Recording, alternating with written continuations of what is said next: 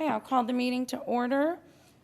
Today, the invocation will be given by Deacon Michael Mance from Corpus Christi Cathedral. Deacon Mance? Thank you, Your Honor. Yes, sir. Bow your heads and pray for God's blessing. Blessed are you, Lord, God of all creation, whose goodness fills our hearts with joy. Blessed are you who have brought us together this day to work in harmony and peace. Strengthen us with your grace and wisdom. Heavenly Father, we humbly ask that you bless the mayor, the members of the city council and staff. Give them wisdom and courage to make honest and just decisions for all of the people of the city of Corpus Christi. And we ask this in your name. Amen. Amen. Thank you, Deacon. And the Pledge of Allegiance to the state and U.S. flags will be led by America Briones, and she is a student at Moody High School. America, thank you for being here in crutches, or on crutches. Thank you, Mayor. Yes, ma'am. Please join me in the Pledge of Allegiance.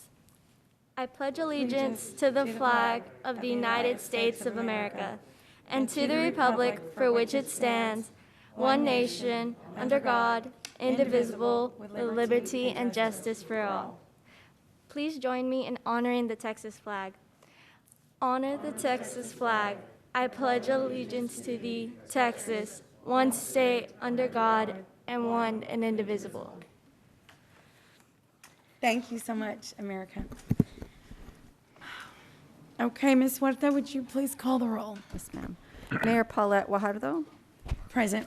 Council members Roland Barrera, Here. Gil Hernandez, Michael Hunter, Here. Billy Lerma, John Martinez, Here. Ben Molina. Mr. Molina? I know he's online. Maybe he can't respond right now, but Present. there you go. Okay. Mike Pesley? Greg Smith? I understand Mr. Smith will be absent today. City Manager Peter Zanoni? Here. City Attorney Miles Risley? Mayor and Council, a quorum of the council and the required charter officers are present to conduct the meeting. Great, thank you, Ms. Huerta.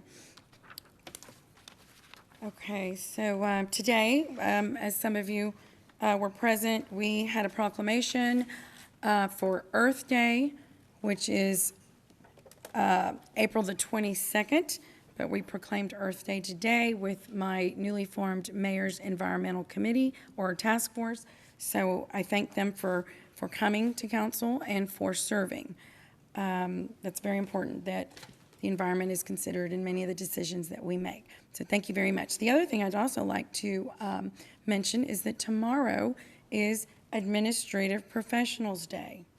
So that would be everyone that we heavily rely on in the city secretary's office: Ali Berlanga, Sarah Brunkenhofer, Marianne Pena, and Norma Dudan. So I just really, Rebecca, I would like to thank you, your office, thank all the ladies I just mentioned, because they provide a level of support for every council member, and especially me as mayor, that is invaluable. So I hope they're listening. Thank you very much, ladies. We really appreciate your professionalism and all the support that you give all of us. Thank you, Mayor. That's very kind. We appreciate the recognition. Yes, ma'am.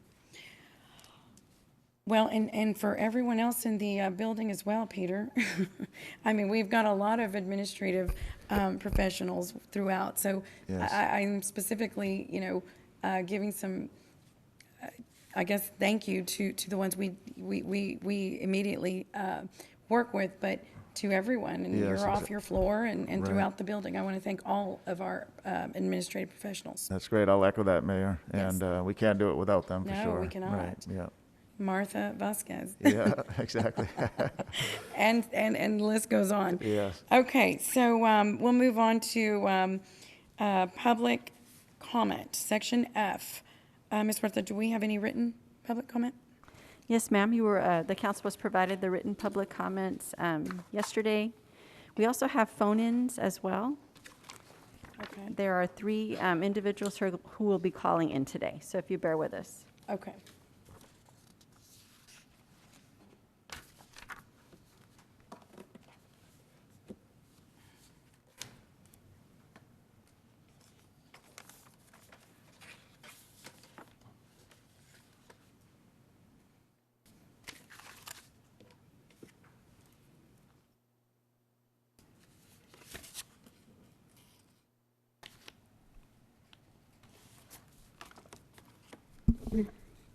Mayor and Council, our first caller is Jesus Mendoza.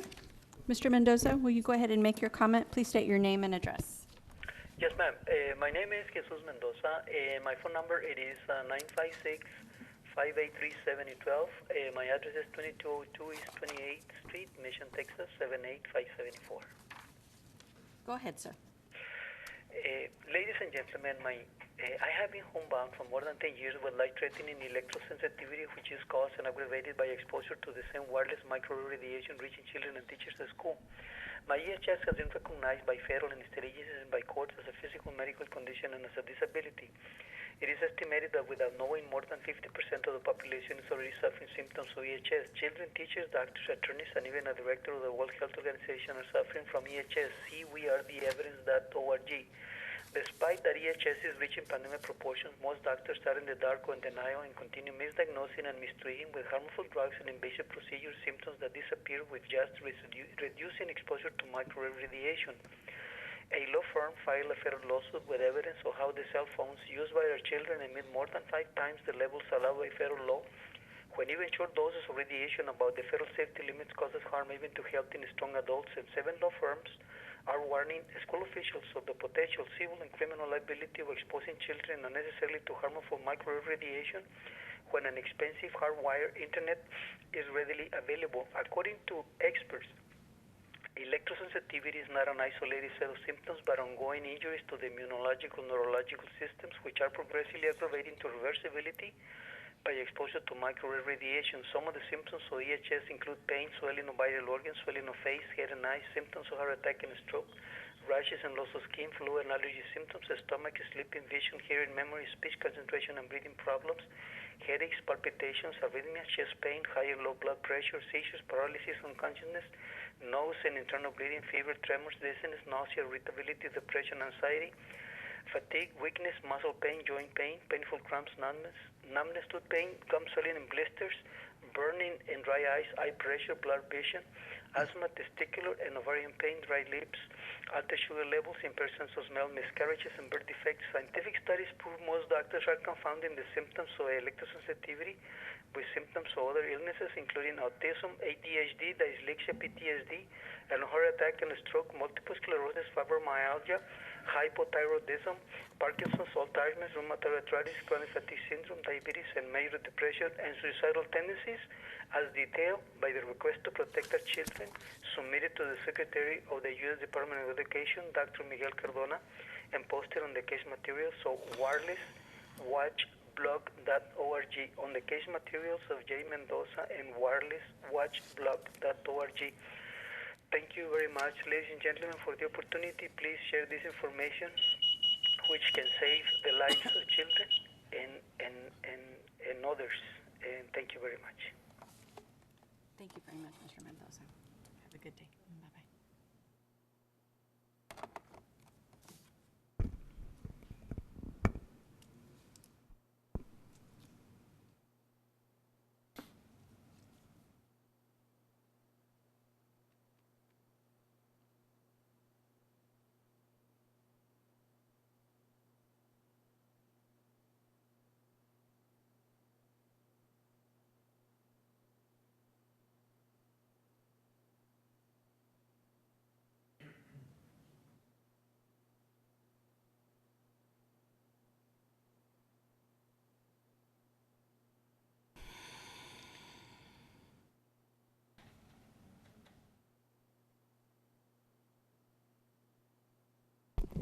Mayor and Council, the next caller is Richard Pachuta. He lives at 2226 Diamond Drive, and he'll be talking about seawall vendor location. Mr. Pachuta, go ahead. All right, thank you very much, and I appreciate you all taking my time this morning, or your time this morning as well. You all have evidently already had a chance to read my vendor location input form. I just wanted to kind of address some of this stuff. We've been on the city seawall for over 20 years. We've had 2 units up there, from one at McGee Beach and the other one over here at People Street. We've been operating for, like I said, over 20 years. We're basically down there. We're one of those unpaid information booths for years, answering numerous questions about all of our visitors and stuff that come here that are not familiar. The interesting thing is we have people coming from Dallas and Houston and obviously San Antonio that are, when they arrive, they're all like, oh my gosh, I'm so glad you're still here.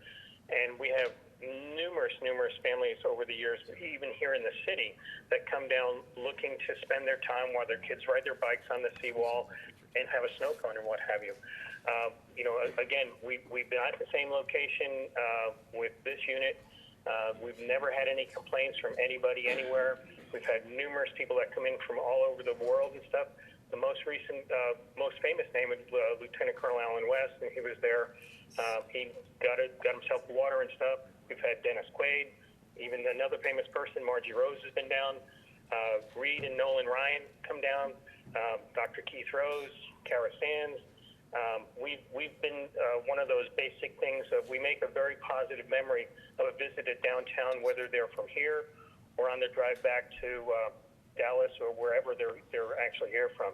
We've had numerous fire truck stops, ambulances stop, city workers. We really try and take care and make sure that it's a really positive time. And one of the biggest things, a family of 5 still comes and they can spend $10 and everyone gets their own little treat. And the most interesting part I can make as a plea of some of this stuff is it's not broken. After nearly 21 years, we have kids that are bringing their kids back and saying, man, it's so much. I remember when we came here as a kid. And, that all being said, I know I'm almost at the time limit, but I just don't understand why all of a sudden it's not broken. And if anything, we've been a very, very good diplomat for this city as well as an ambassador for the city. I can't tell you the amount of people that tell me when I'm picking up all the trash from wherever it happens to be from, hey, thanks for doing that. And it's like, hey, I live here too. So am I close? Do I have another minute or half a minute? You've got like 18 seconds. Okay. Some of the other questions we get asked all the time is, where's the closest Walmart? Hey, where's the closest restaurant? Hey, where's Selena buried? Where's that museum at? Hey, what's the best restaurant in town? And where can we go? What we kind of like? And then obviously the question of where are some of the bars, and point everybody back down to the other people downtown. And, Mr. Picciuto, your time is up. all right. Well, thank you very much. I appreciate everybody's time, and please consider this request. Thank you, sir. Thank you very much. Have a good day. Okay. Bye-bye. Bye. Okay, and he's referring, he did submit written public comment as well that you received ahead of time.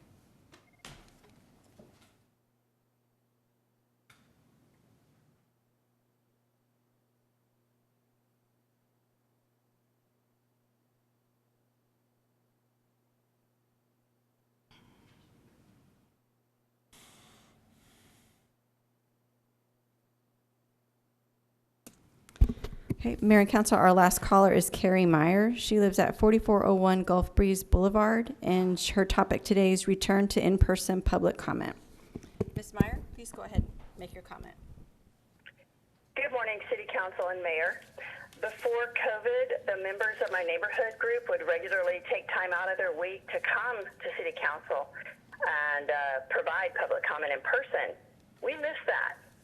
We miss being able to look at our elected officials in the eye and share with you our thoughts and concerns. Corpus Christi is open now.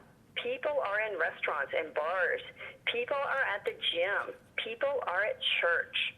It's time for you to reopen City Hall as well to allow public comment in person. We deserve that as a city.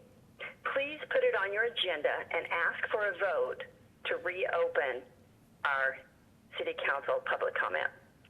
I'm also here to talk about agenda item GA, the City Manager's comments. He's going to provide an update on city-funded infrastructure improvements on North Beach. So it's true that the city has been over on North Beach a lot lately. They've been sucking sediment out of the clogged stormwater pipes and digging out stormwater drain infalls that have been buried in mud since we've lived here the past 20 years. So thank you for providing a level of service that can be described as basic city services that our taxes and our utility bills already pay for. But do not be mistakenly believing that uncovering those infalls has solved the flooding and ponding. Do not think that the system is now functional. Rather, what it has done is pinpointed the problems. Now we can watch even more clearly as the salty bay water backs up through this low-lying pipes and floods our streets with salt water again and again. Elevating the land and sloping it towards a central drainage canal, in other words, abandoning this dysfunctional underground system and building a more resilient and sustainable drainage solution is the direction that the city needs to go. And that's what you're going to hear about when LAN brings back its Phase 2 study or report next month, hopefully, or the following month, and you're going to have those choices in front of you. The underground conduit system that we have today should be completely abandoned. Please don't think that that is useful in the least. We would be better off right now without it, because all it does is flood our neighborhood. It doesn't absorb rainwater. It just brings bay water up into our streets. And I have video after video showing that.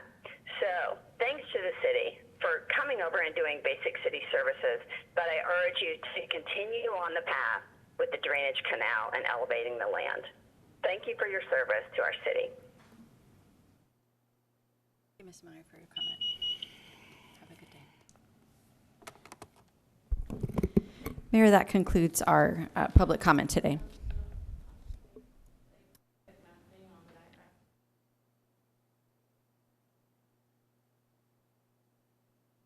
Are we, right? No, well, our public comment that we receive is in writing. You sent it in writing? Okay, we're double checking. Okay.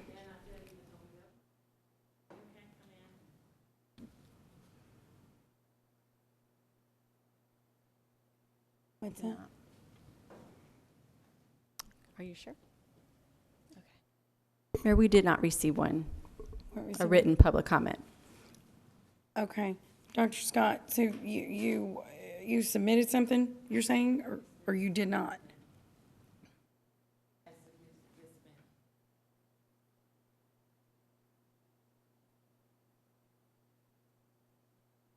Online. Okay. Okay, so what are our options? Well, we're not, public comment right now per COVID is written public comment or call-ins. Yeah, I'm not sure how, I'm not sure. So those are the two options. We weren't allowing in person. Let's see. Oh, did we go?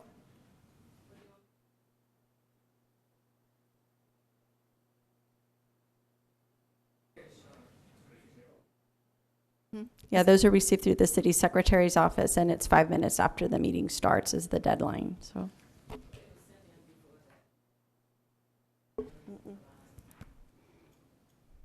Well, we can give her a form if she would like, or it's up to you. Go ahead. Yes. Okay.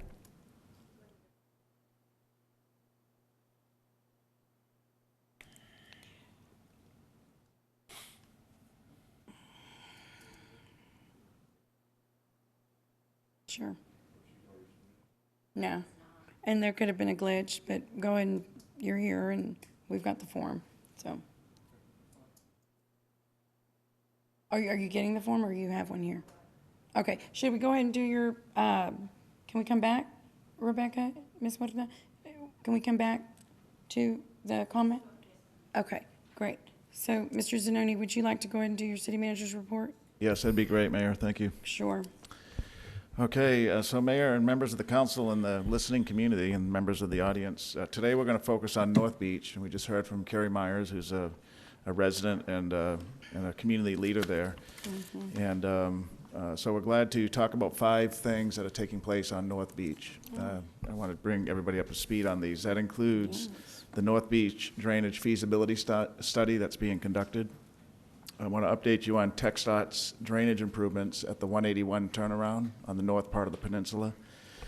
Show you a couple of some footage and talk to you about the community Lighthouse Point multifamily community that's there and the lighthouse. I know several council members were there recently. A 4th item to bring you up to speed on is the North Beach bathroom that was included in the bond program project.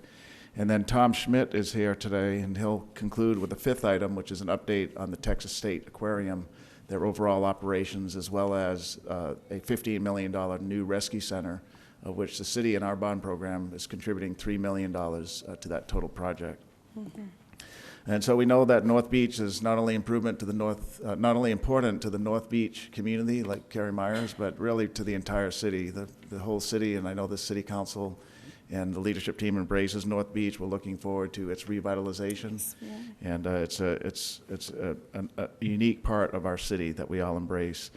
Now, yesterday, this is in City Council District 1, and Councilman Lerma and I spent a good hour going over this material as well, and I want to highlight that as well. We know that Councilman Lerma is a champion of North Beach, and he's worked hard already in his few months on council advocating for and making sure we get things done on North Beach. So let me begin with the North Beach Drainage Feasibility Study. In January, our local engineering firm, LAN, briefed City Council on the results of their first study that was done to determine the project scope and whether a navigable canal would be a suitable drainage facility, and would it be navigable? Could you have a boat on it? At the meeting, staff received policy direction from the City Council to have LAN develop cost estimates for 3 drainage solutions to include the navigable canal, another alternative, a smaller canal, an open channel linear park type system, and then third, a closed brand new conduit system. We know that the conduit system that's there today is inadequate. There's no intentions to keep that, just for the record. We know that it needs to be abandoned, and in fact, in either of these 3 scenarios, no parts of the current underground system is usable, according to LAN. I think we know that without even asking them. So because of that direction from City Council, LAN in March began this step to do cost estimates, probable cost estimates. That was a $124,000 contract, by the way, just to let the community know we're investing still in North Beach. A draft, what we call a technical memo, will be provided to the engineering department later this month for us to give initial feedback and comment to LAN so that they can finalize their report by May 21. That was what they agreed to. There's no reason to think they won't make that deadline. They're doing a great job. In fact, they started even before the contract was signed to get it done in time. We anticipate then bringing forward to City Council their report, which would be the first council meeting in June 8th. Okay, so that's going to be an important date for the council and the community because the council will be given the policy choice to kind of give direction on how to proceed with ultimately fixing the drainage on North Beach. Now, another drainage issue that is the Texas Department of Transportation is a smaller one. You can see here, it's the turnaround under the 181 bridge, and to get to that brand new $25 million community, you have to cross this. And so TxDOT is working to take care of this situation. They bid out a scope of work in March, and they have selected a contractor, Beck Wright, to actually do the construction work. If we advance the pictures here, we'll see. You can see some of the flooding. This is from either coastal flooding or if there's a rain event, it doesn't drain properly. The next picture will show us, you can see kind of towards the top, there's red lines. They'll put 3 different conduit pipes out to the bay, as well as street, you can't see them in this picture, but street grates that'll help to absorb the water and then take it out to the bay. The work is expected to begin in June, and it should be completed by the end of August. While this is a TxDOT project, the City's Public Works Department is monitoring it pretty closely. We're in touch with TxDOT because we want to make sure they get it done soon because of this long outstanding condition. Now, right across that roadway, we all know is the La Vista, well, the Lighthouse Point is the new name, the Lighthouse Point. It's a $25 million multifamily community. And we're going to show some video here while I talk through this one. There'll be 159 luxury apartments there. Many of them are already built, and some are actually filled with tenants at this point. There's 8 townhomes, a marina, there'll be a restaurant, a chapel, and a banquet hall, and the signature Fraser Lighthouse that will be a landmark entrance into our city. That footage is pretty phenomenal. Lynn Fraser has taken this drone footage through the construction period, but you can see the project is nearing completion. It started in July of 2019, and it'll be done by June of this year. It's a $25 million project, as we mentioned, and the lighthouse that we may see a little footage of here was funded by the city at a cost of $625,000 from Type B funds. The lighthouse is going to be 135 feet tall from sea level, and it's constructed from nearly 2,000 tons of stone sourced from Granbury, Texas. That's going to make that height of 135 feet will make the lighthouse the tallest lighthouse in Texas and the tallest stone lighthouse in the United States of America. So we're going to have some signature highlights with that lighthouse. 50 apartments have been completed so far on this development, and residents have begun to move into the complex. And earlier this month, I know Councilman Lermer and several other council members were there to see the progress of the lighthouse. You can see it there. And several other members of the community were there as well. We're going to transition now to a little further north on the peninsula, close to the Texas State Aquarium, and we're happy to talk about the North Beach restroom and parking and playground facility. And so this is a $2.5 million project, and we have some slides that we're going to transition to for this one. It's a $2.5 million project that the voters approved as part of the 2020 bond program. And North Beach has 2 dated restroom facilities, permanent facilities. You can see in this picture, the ones closest to, or the 2 white kind of structures in the middle. Let me circle that. Closest to the beach. Those are a handicap ADA restroom, and then the older restroom that's been there for many years. About 2 years ago, they were boarded up and pretty much shut down. We put some minimal investment in there, knowing that we'd have an item in the bond program, and to have running water and appropriate commodes and so on. So with the new paint job and everything, they're okay for the next year until the new one is built. They'll be demolished, so you can see one issue with them is when you come in either way over here, the first thing you see is the restroom instead of the beach. We want to be able to see the beach and the ocean. And so part of the program includes demolishing these 2 restrooms and building a brand new one that will be elevated to meet the velocity zone. Also here is a playground, and we're going to show you a design schematic of how we want to bring that closer to the beach. So you have kind of a 2-for-1. You can have families enjoying the beach, but they could also just get off the beach slightly and enjoy a playground that'll have picnic tables and barbecue pits. And then the restrooms will be right here. We're going to show you, if we advance this next slide. Yeah, okay, let me just clear this. So this is the tentative, and we've worked with Carrie Myers and the North Beach Neighborhood Association. So this is not finalized, but it does include input from Carrie, Neiman Young, and myself. Spent over an hour with Carrie on site a couple of weeks ago, and we've been sending Carrie so that she can share them with the community there, various schematics of these as we've evolved. But you can see this is the beach over here, and so the new restroom location here, new parking would be up here, away from any pedestrian activity, so that people feel safe when they're walking from the playground to the beach and so on.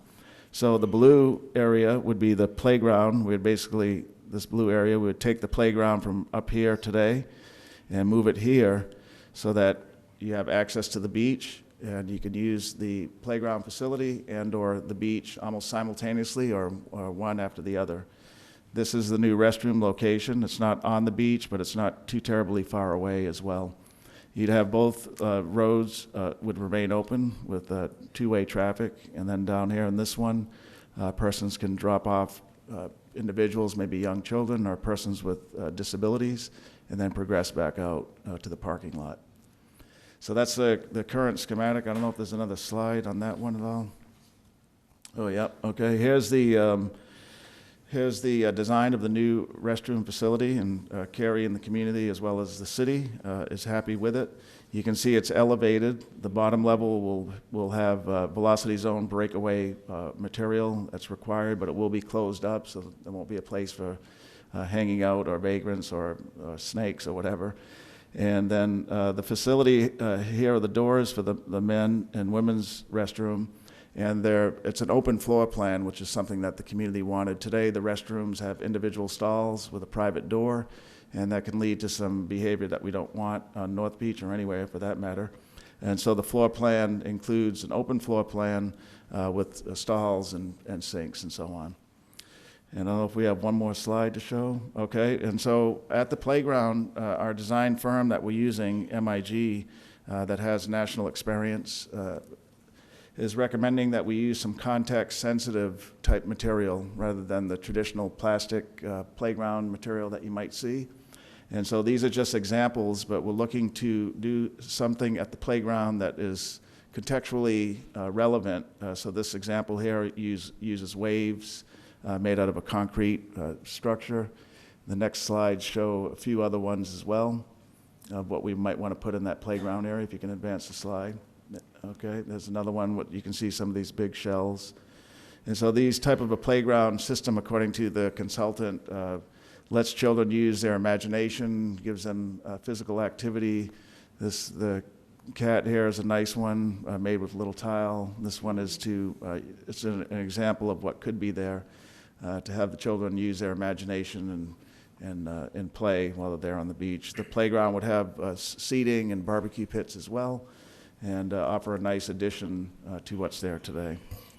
So this Friday, Neiman is going to meet with Carrie Meyer to show the final design sketch that we have to date, and hopefully we'll reach conclusion. And then we'll have MIG finalize their kind of pre-design. We brought this firm on early to fast-track this project. It's not unusual here lately. We're trying to get things done as quick as we can. So MIG is doing some preliminary design.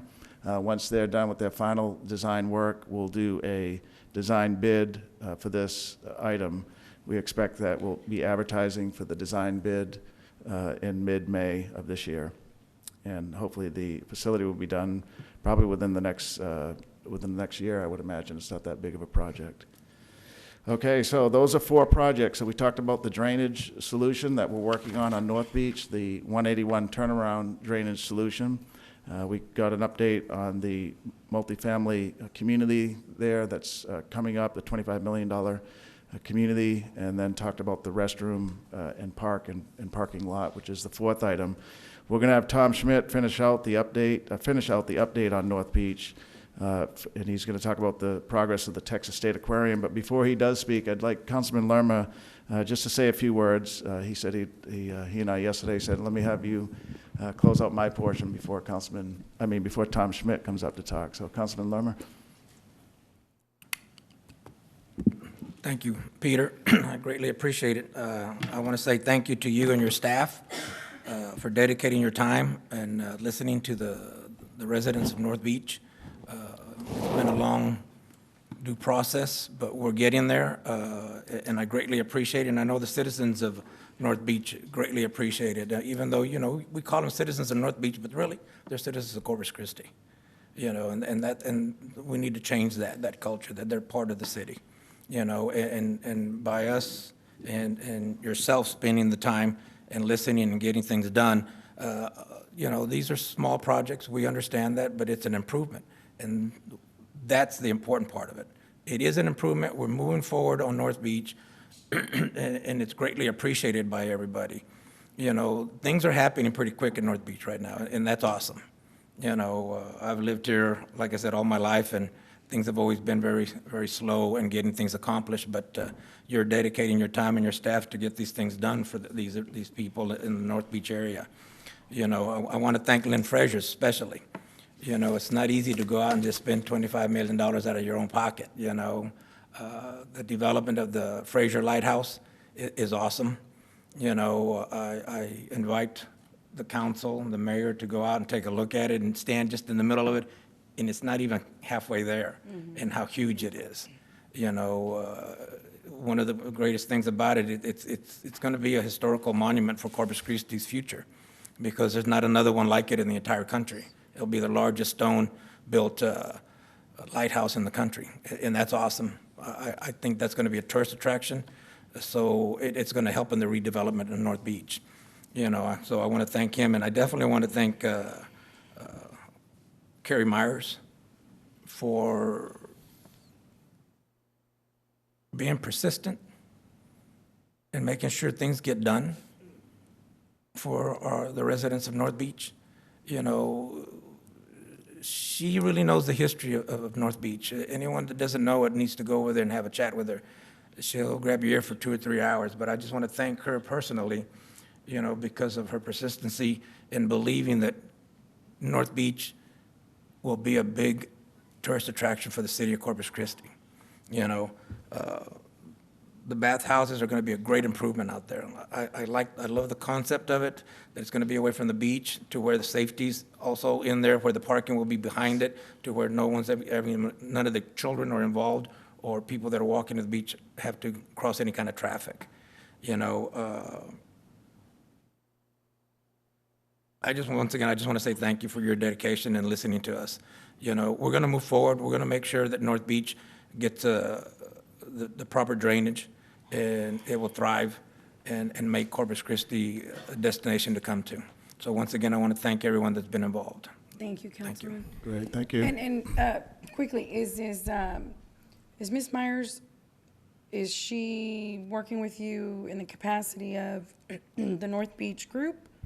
Yes, yeah, there's Just- the North Beach Neighborhood Association. I have, let me see, the North Beach Community Association, Community, right. NBCA. Okay. Yeah, so she's, we're working, she has probably 3 hats. One, just as Carrie Meyer, and then 2, representing some of the homeowners that live right next to the new restroom. So she's personally gone to the 2 homeowners, one who's in the process of building a $600,000 brand-new home, Right. and another gentleman. So she's helping us communicate with those 2 folks. Sure. And then also she's representing the community association. So those 3 capacities, Okay. yes, is She what is she's working representing. on. She's actually the secretary of the association, ma'am. Yeah. Okay. Yeah, so we're Councilman? glad she's there. We had a real nice visit with her, and Neiman, he's going to visit with her this Friday to show her the final drawings that we have. Great. Good. Okay. So if you will, just indulge us for a few more minutes on North Beach. Tom is going to give us a quick update on one of the main attractions over there that we all love, the Texas State Aquarium. Well, thank you all so much for giving me a couple of minutes. I don't live on North Beach, but I will tell you, over the last 25 years, I've spent an incredible amount of time on North Beach. So it's, I'm happy to see all the attention that's focused on it. We've had I would say, an eventful first quarter at the Texas State Aquarium. We started the year off really strong. January, we had over 30,000 visits, 30,000 people visiting the aquarium. It was the busiest January in our 30-year history, and it was a great way to start the year after a really challenging 2020. And then came, of course, February and Winter Storm Uri. So we, in anticipation of road closures and the aquarium closing, we established a ride-out team similar to what we do during hurricanes, and they stayed at the aquarium throughout the storm. They also prepared for what we were anticipating would be a pretty significant sea turtle cold stunning event. If I could have the next slide, please. And that's exactly what happened. Along the entire Texas coast, over 13,000 cold-stunned sea turtles were recovered. Unfortunately, most of those did not make it. Many of them were DOA. Collectively, all of the institutions along the Texas coast were able to release about 4,000 turtles. We admitted about 1,600 at our Wildlife Rescue Center, which is the largest amount that we've ever dealt with at one time, and we were able to release about 1,000 of those animals. It really was a multi-agency, multi-partner program. We had federal agencies, NOAA, National Marine Fisheries, U.S. Fish and Wildlife, on a state level, Texas Parks and Wildlife, locally, the Sea Life Center, the ARC, Marine Spill Response, the port, and certainly the city of Corpus Christi. And I want to thank Peter, and I know Neiman's here, where Neiman was here. Both were helpful, particularly as we were looking at some disposition issues with some of the turtles. So I appreciate their help and that partnership. Next slide. It was certainly a challenging period, but I think it was also rewarding for our teams.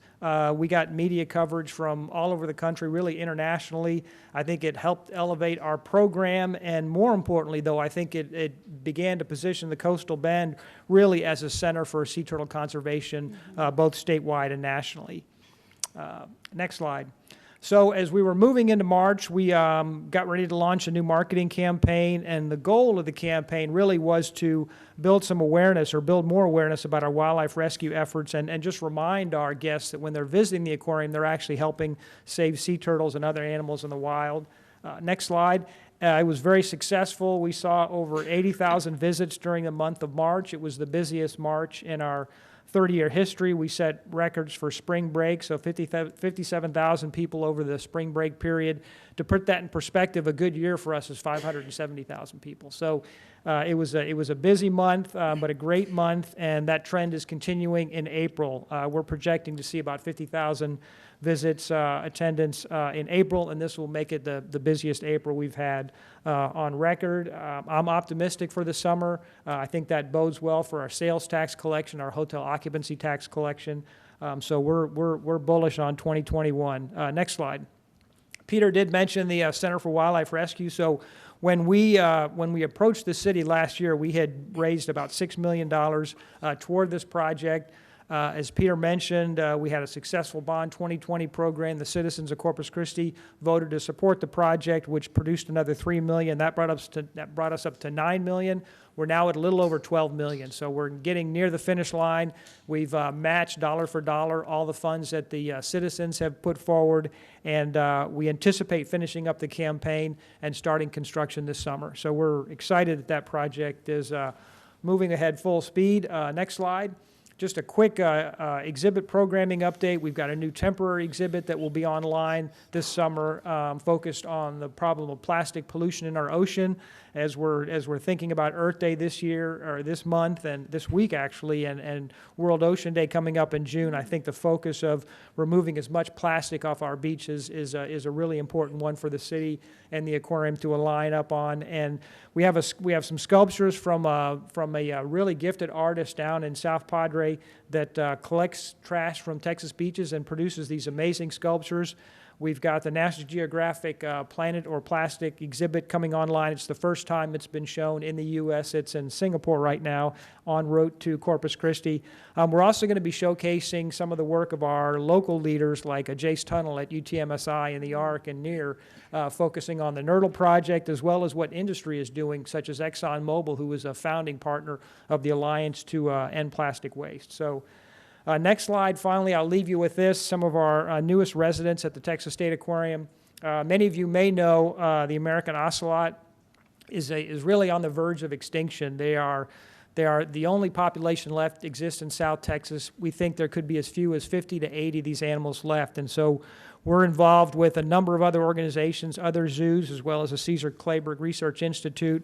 Our goal is to establish a breeding population and eventually reintroduce ocelots back into the wild. We're excited about this project. This is kind of a shift from some of our marine conservation work into terrestrial conservation, so we're excited to move forward on that. And these animals will be on display this summer. So, Peter, that's all I've got. I don't know if there's time for questions, but again, I appreciate the opportunity. Councilman, as you mentioned, the investment on North Beach, we've invested well over $100 million. So we're absolutely committed, just like the city is, to see North Beach thrive. And Tom, can you tell us again, so the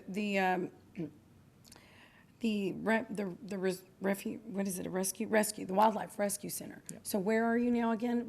So we've raised a little over $12 million, and the goal is $15 million. 15. And we've got a good pipeline. I think we're going to be there by June or July.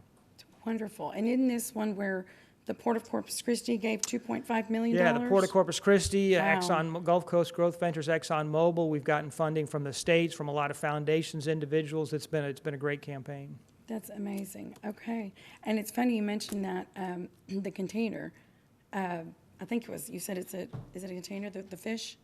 The big fish that we just saw there that's traveling? Didn't you say that? Oh, the sculptures? Oh, it's a sculpture. Yeah, Okay, they're sculptures, okay. yeah, made out of plastic trash collected from South Texas beaches. Oh, it's made out of trash. Yeah, Okay, sorry about okay. that. Yeah, you have to come over and see it. I so. will, yes, I will, thank you. Yeah. Okay, Councilman Pusley, did you have a comment?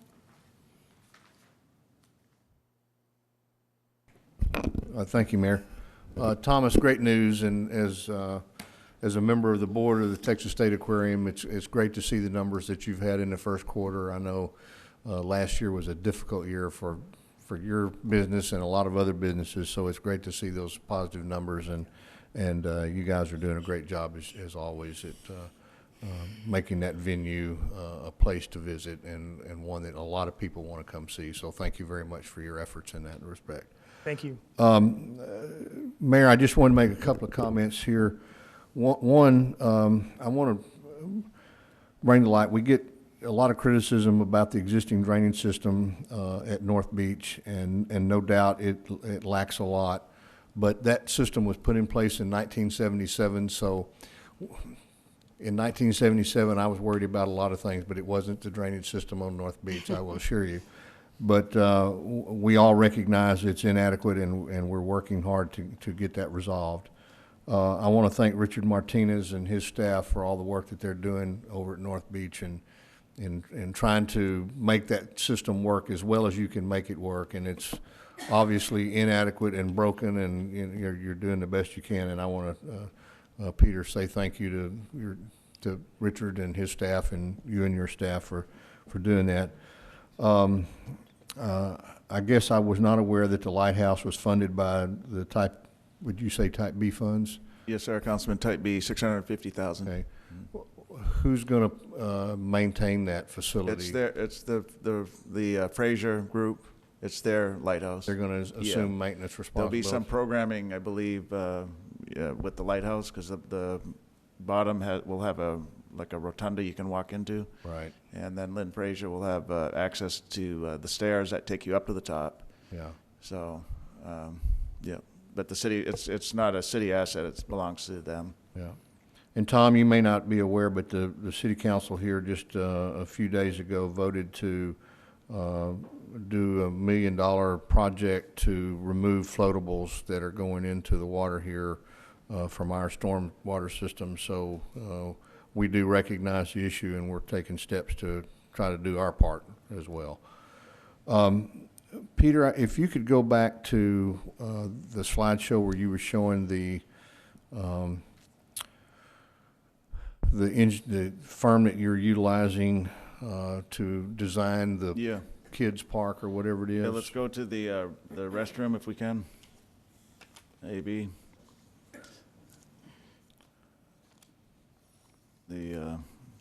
Hopefully they know which one it is. There we go. You want to see the site plan, Councilman? Yeah, this Okay. picture specifically. This one right here, or the site Yeah, plan? I don't see any kids in that picture. Go to the next one. No, I want you to stay right there. Are There you those go. I want to make a point here. Okay. I want to make a point that whatever these guys come up with in their design, that it's associated with, something kids can do. But yeah, that next slide will show you a lot of kids. Yeah. But, you go. yeah, we want to make sure that these are things that children can do and not get hurt on. We agree, Councilman. Yeah, these are just conceptual ideas. It's just to bring the concept to the table here, which is that we want to do something that's contextually sensitive, instead of run-of-the-mill plastic playground equipment.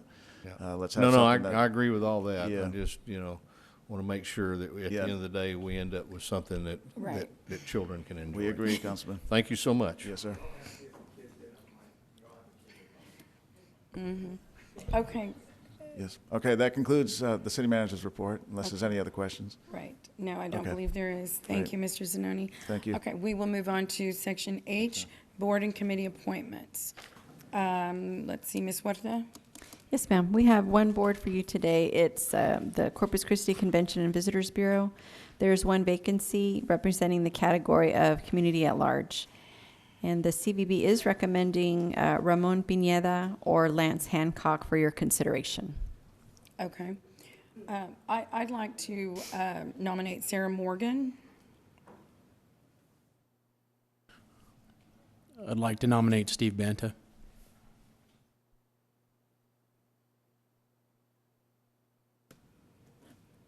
Any other nominations? Okay. Go ahead, Ms. Huerta. Would you like to start the vote? Yes, ma'am. Okay, so we can do it. Want to just do roll call? Sure. Okay. So first person is Councilmember Lerma. Banta. Okay. Martinez.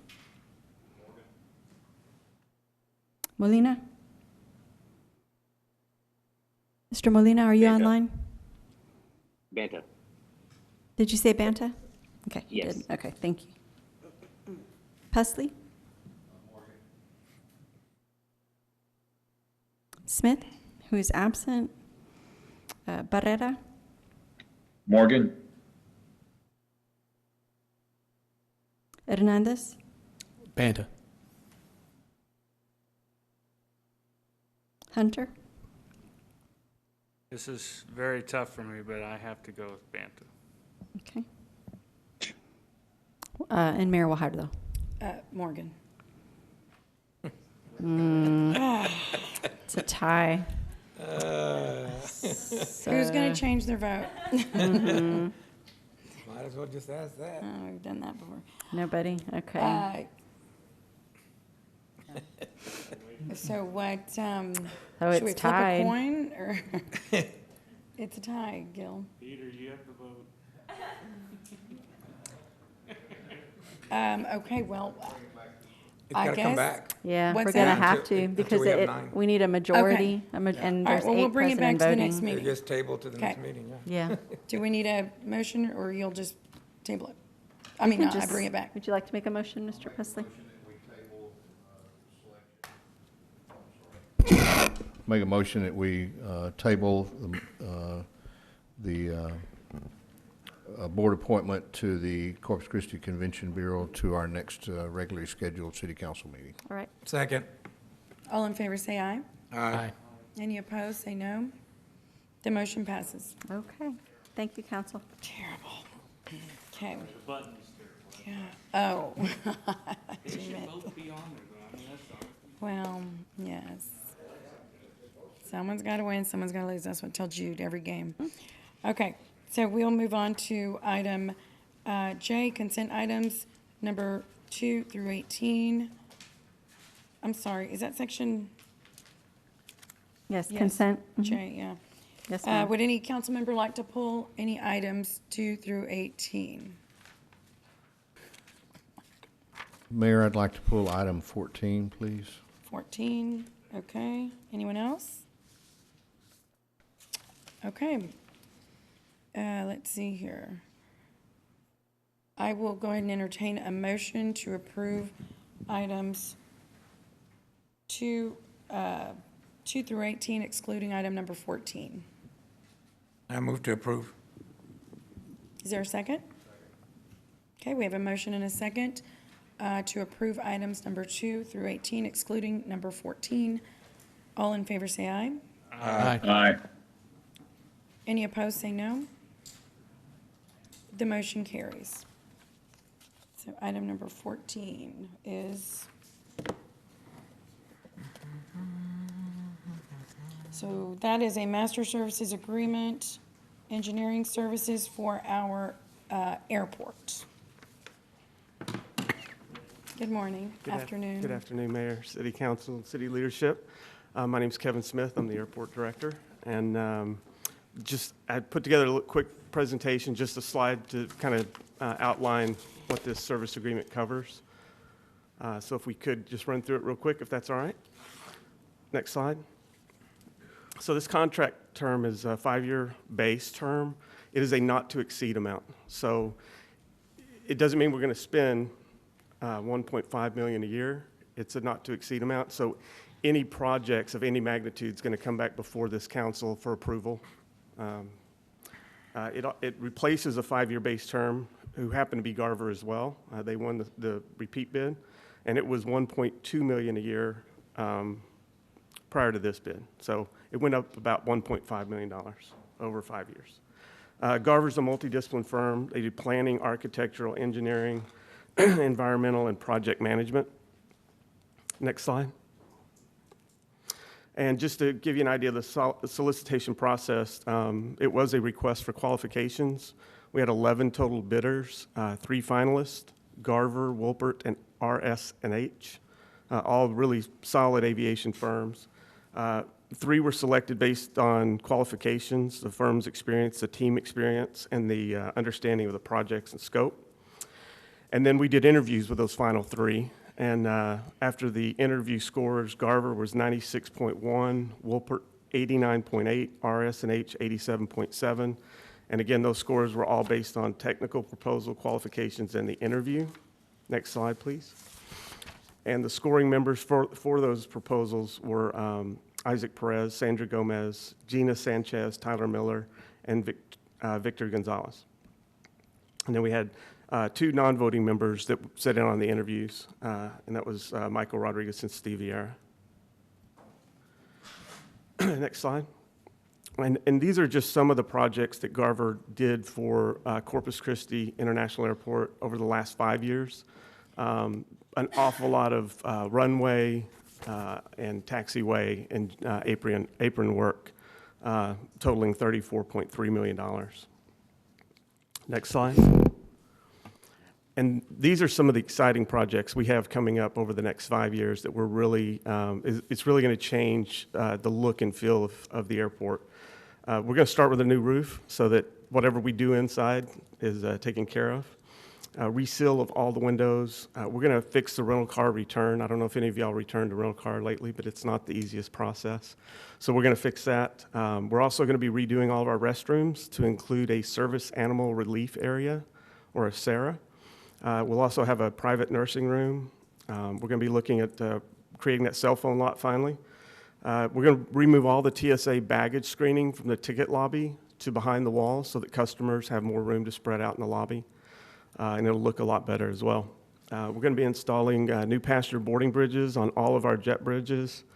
And then we have a pretty big project. We're going to have to rehabilitate runway 1836 and all the associated taxiways with that runway. We have to replace the cooling towers, the HVAC system for our airport rescue firefighters, our EMS. It's out in the middle of the field. And then we need to put new switch gears in all of our generators. And then also we've got a pavement project coming up with our ARF building. Again, it's our rescue firefighters. Next slide, please. And just kind of give you an idea of Garver's experience elsewhere. Those are some of the projects they're working on in other cities. They average about 5% under budget on all projects worldwide. And they helped us obtain $24 million in FA funding since 2016. So they're a really solid business partner with CCIA, or they have been in the past. And next slide. So I'll be happy to answer any questions you might have about the actual contract or proposal. Thank you. Do we have any questions, council members? Mr. Hernandez? Mayor, with all deference to Mike Busley, since he's the one that pulled the... Oh, I thought you did. I'm so sorry. Councilman Busley, I'm sorry. Thank you, Councilman. Thank you, Mayor. And this is not about Garver. I'm familiar with Garver. They're very, very qualified, and I'm certain they will do a good job. And I guess I'm having a little difficulty in how the city does its business here. There are an awful lot of these projects that comes before the council where it says, not to exceed amounts. And those not to exceed amounts when you're dealing with government just makes me a little nervous because I've never seen a government not spend what you allocate. So I'm used to defining things a little more critically and getting down to the brass tacks of what you're trying to do. And a lot of these are broad brush kind of projects. I understand that, but and maybe we budgeted for this at $7.5 million. I wasn't here when the budget was done, but I just, Peter, this comment goes directed to not only this project, but a number of other projects where we have approved, not only today, but in the past, where we say, not to exceed this amount, not to exceed that amount. It just makes me a little nervous. So if you don't spend this amount of money, was this total $7.5 million put in the budget at that amount, or is it put in at some less amount? If we don't spend the $7.5 million, are you going to extract that from the budget? I mean, how does that work? So it's depending on the project. There's different scenarios, but anything that's not spent stays within the fund first. So in the case of the airport, if there's savings in this project, it stays in the airport fund. Next, it could stay within the project budget. The project could increase scope, or there could be a phase 2 of it. And then third, it could fall to fund balance and be reused in some other manner. Okay. I think that's probably a simple way of answering it. Depends on what, if we're doing a bond program project or a service agreement in our fleet department. But this is not a bond project. No, it's not. This is coming out of general fund. No, this is coming out of the airport fund. Out of the airport Yes, fund sir. totally? Yeah, this is all airport fund. So in that case, the savings or anything not spent of the 7.5 stays in the airport fund. Okay. In their capital improvement program, and it will be annually we update the capital improvement program. So savings that may be achieved through the year, whether it's in construction or this type of a contract, is used for the huge commitment or the huge need that's out there, right? The capital program for airport is about $88 million over a 10-year period. Right. And so a reprogramming and a reassessment of the capital budget's done annually, so savings will go back towards any one of those projects. Okay. And I agree. All the things that Mr. Smith mentioned on this list are very well needed at the airport. You have to continually upgrade your airport to stay competitive, and I realize that. But I want to get a little better comfort level with the fact that we use this all the time, where we say we're going to spend up to this amount, and we're allocating it, and we're not really delineating what we're going to spend that money on. So. Right. Councilman, I would like to point out that we have in our charter a very important rule of fiscal responsibility that requires that the finance director certify the amount of funds. So when you see those do not exceed amounts, you see the amount that ends up getting certified. And our goal is in that fiscal year, and our goal is to avoid spending those dollars twice accidentally. Okay. It's an important rule that we're complying with. Okay. No, I understand that, but okay. And one more point. It is just I know it's a lot of money. It's $1.5 million a year, so this is a 5-year program. Right. And some of this funding will be coming from the FAA, so it's not in our budget. It will be appropriated by the FAA, and Garver will help us get those funds. Yeah, that's one of the great things about aviation is that TxDOT has all these great funds and great grant programs that you can take advantage of. Yes, sir. Thank you. Anyway, thank you very much. I appreciate the information. Thank you, Mayor. Thank you. Councilman Hernandez, I think you have a comment. Thank you. And this kind of piggybacks on what Councilman Pusley had been mentioning, is that this kind of gives us a spend to amount, right? But we don't know what happens if it's underneath that or over that, and which doesn't give us visibility as a council to where money's spent.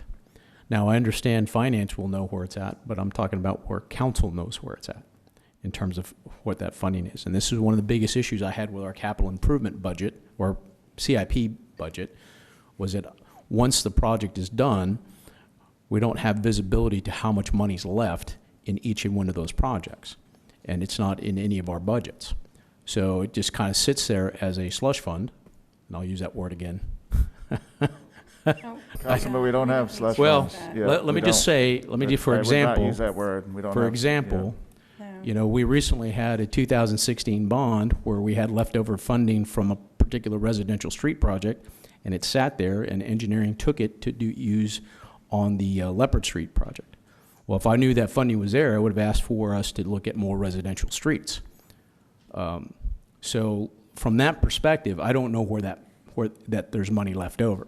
So when you do something that's an up to spend amount, it's hard for us to see where that money's being sent. And there's a problem that we have with this particular type of way we're doing this. And I think this is the trend we're going to. Is that correct, City Manager? I mean, that's what we did recently with the 2020 bond project. Say it again, Engineering, I'm sorry, the 2020 engineering selections, right? Right, the mass selection process? Right. Yes, sir. So this is kind of the same thing. I don't know if it's the same, is it? I don't think it's the same, because those are defined, we had defined firms with defined But it's a projects. spend up to amount. Yeah. That was an authorization to negotiate up to amount, essentially. And one thing that you got to realize about these contracts is that a lot of times there's no money tied to the contract. The money comes at the task order level. So we don't encumber this amount of money and have that money sit there just in case we have projects. So the appropriations come as the projects get approved, and those are usually subsequently approved by council. We have some of these contracts that we enter into that never wind up having a task order issued against them.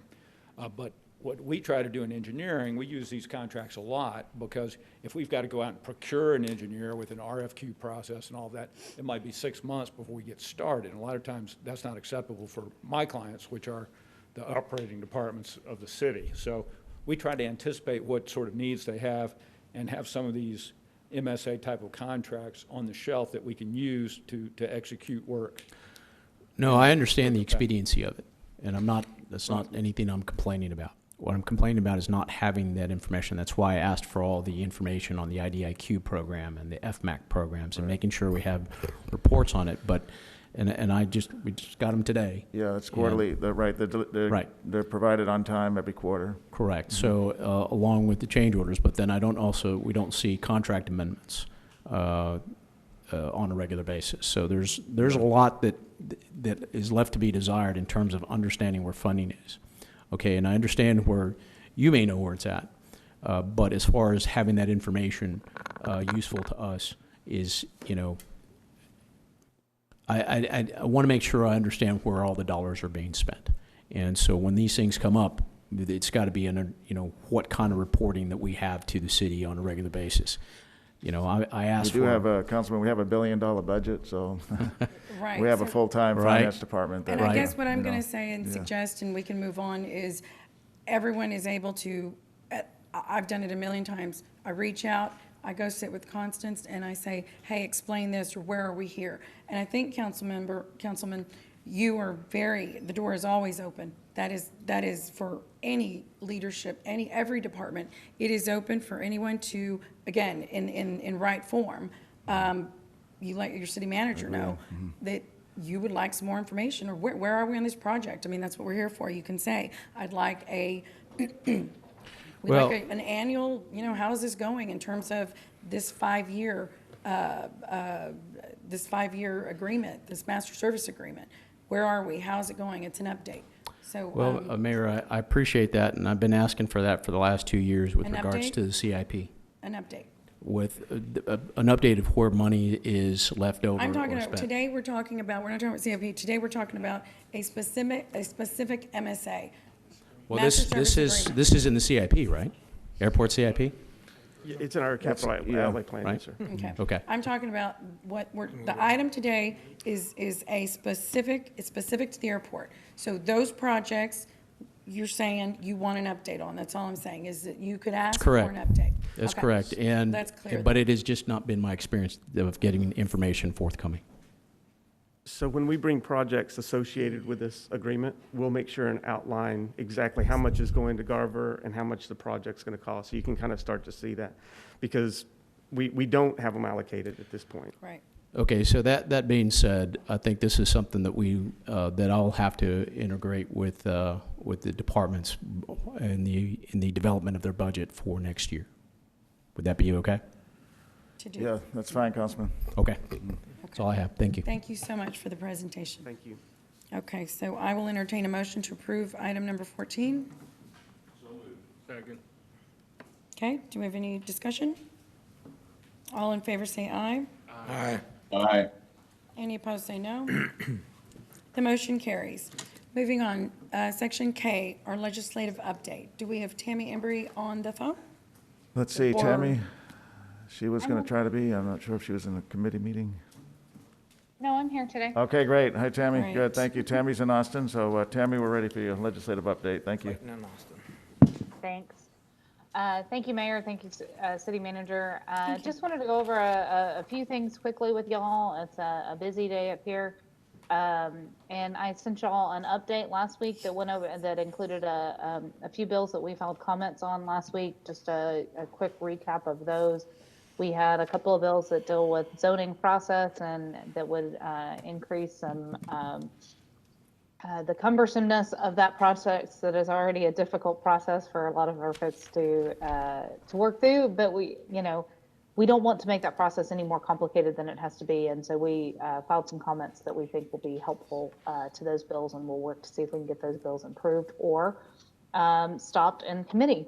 We also had a couple of bills last week that were dealing with ETJ issues that would have actually allowed groups that are in the ETJ to call for an election that would have to be paid for by the city, that would have no input from city residents or anybody else to be released from the ETJ. And that would have multiple different effects, including potentially effects on our industrial district agreements. So we are working, and several other cities are working to try to get that improved. It also could affect our ability to protect our military installations. And there's been a lot of effort from some other military communities to work on protections for that in the bill. As most of you know, we have had issues in the ETJ in the past, including a proposed wind farm that would have been detrimental to our military installations. And so we want to make sure that we maintain all of the ability to regulate necessary functions in our ETJ and to protect our military installations. In addition, we also filed comments on a bill that would supersede, would create almost a new class of leave for firefighters and police officers, but and we recognize the sacrifices that our public safety personnel make for our community every day. And we filed comments on this bill because it would supersede both the workers' compensation program and preempt the leave policies that are already established and negotiated in our collective bargaining agreements. And that has a lot of legal implications in that bill that we'll be working on along with a collection of other cities. Two big bills passed the Senate last week. SB 10 would prevent cities from being able to hire state legislative consultants. Our consultants, Focus Advocacy, do a great job and are a great resource to us as we work through bills that are outside of our delegation, bills that are in committees that are being carried by members that we don't have a relationship with. And I can absolutely 100% say it would be demonstrably more difficult to do my position without having Focused Advocacy as a resource to walk through this process every week. The other bill that passed the Senate last week is SB 23, which is Senator Huffman's bill that would seek to penalize local governments who defund their police departments. There has been some good improvements in that bill. That bill is still far from perfect. And we will continue to work through with her office and with the bill authors on the House side. It appears that it's going to coalesce. There's about 9 bills on that subject in the House, and it appears that that's going to coalesce around Representative Goldman's bills. But we are still working with TML and other cities behind the scenes to see if we can get some of the our concerns addressed with that, so that we recognize changes in collective bargaining agreements and other issues that our police and department and our legal department have identified as concerns in that bill. This week is a big week. We'll see several of you in town tomorrow for the Coastal Bend, the Chamber's Coastal Bend to Austin Day. They have a good agenda laid out for y'all at the Sheridan tomorrow. And at midday, you will actually hear from Kurt Seidlitz, who is one of our Focus Advocacy consultants. Kurt is a former member of the House, former chairman of House State Affairs. and a well-versed resource for the city, and we'll talk about some of the issues that we're working on and some issues that are important to our community tomorrow when he speaks to the group. Today, we have Councilmember Barrera in town to talk about, well, before I get to that, Bill, let me preview also, tomorrow we'll also have Chief Robert Rocha in town to testify on a bill regarding the Texas Fire Protection Commission. And the Metropolitan Police Chiefs have been working together to make improvements to that commission through the sunset process over the interim. And there is a compromise bill that has been achieved that will add some additional representation on that commission for the Metropolitan fire departments. And so Chief Rocha will be up tomorrow to testify in support of that bill, along with some other Metropolitan chiefs from across the state. And we're happy to have him in Austin carrying that message tomorrow. And today, Councilman Barrera is here to testify in House Transportation this afternoon on HB 4640 that's being carried by Representative Ferrero, which you all know as the Port Economic Development Bill.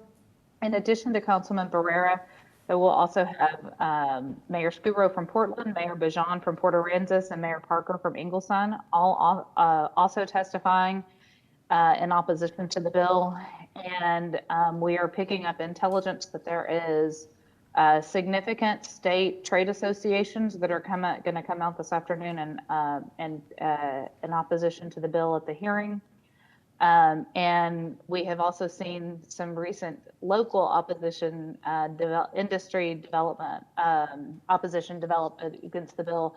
And I would actually like to introduce Wendy Herman from the Coastal Bend Home Builders to discuss the position that her group took on the bill.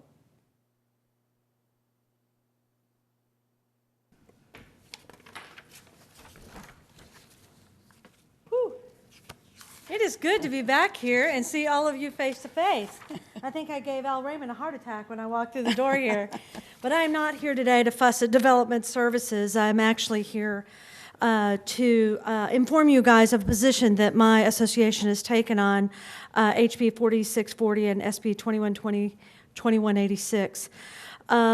Yesterday, my board met, and after careful consideration and a lot of studying on this, elected to do a resolution of opposition on this because we feel it will be detrimental to housing.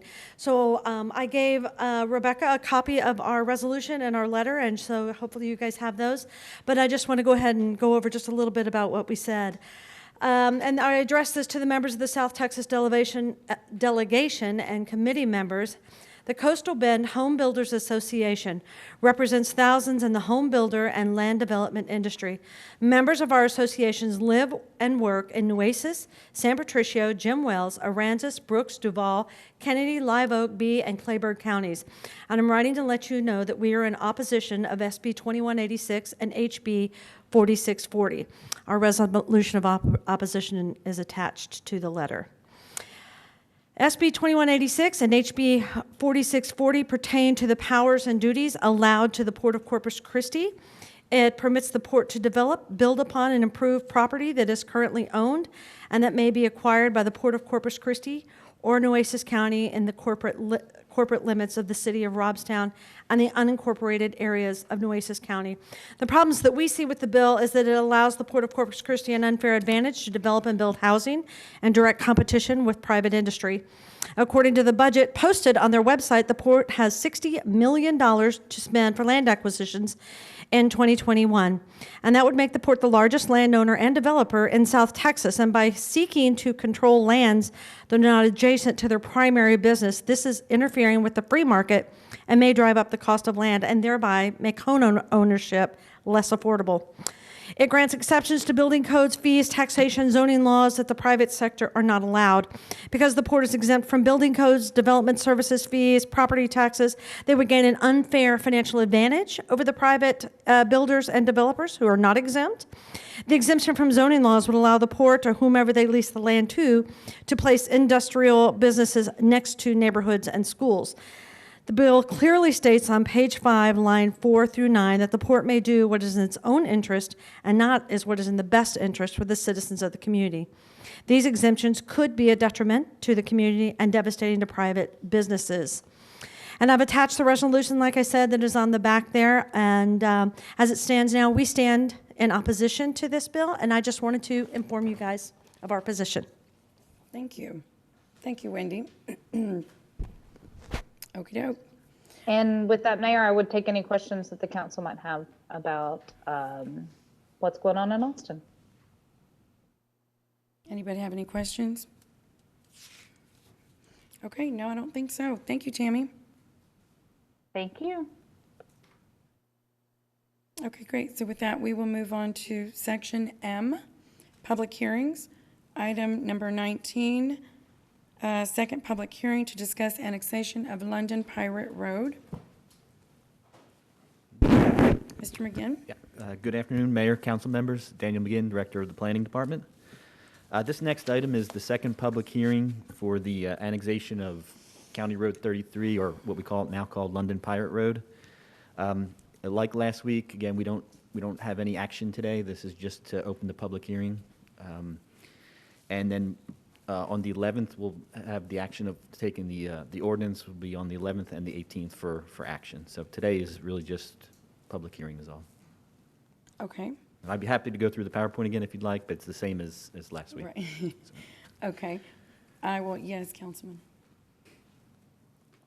Thank you, Mayor. I took the opportunity to take one of our assistant city managers and the parks director out to that road as part of a tour for District 5, even though it's technically in District 3.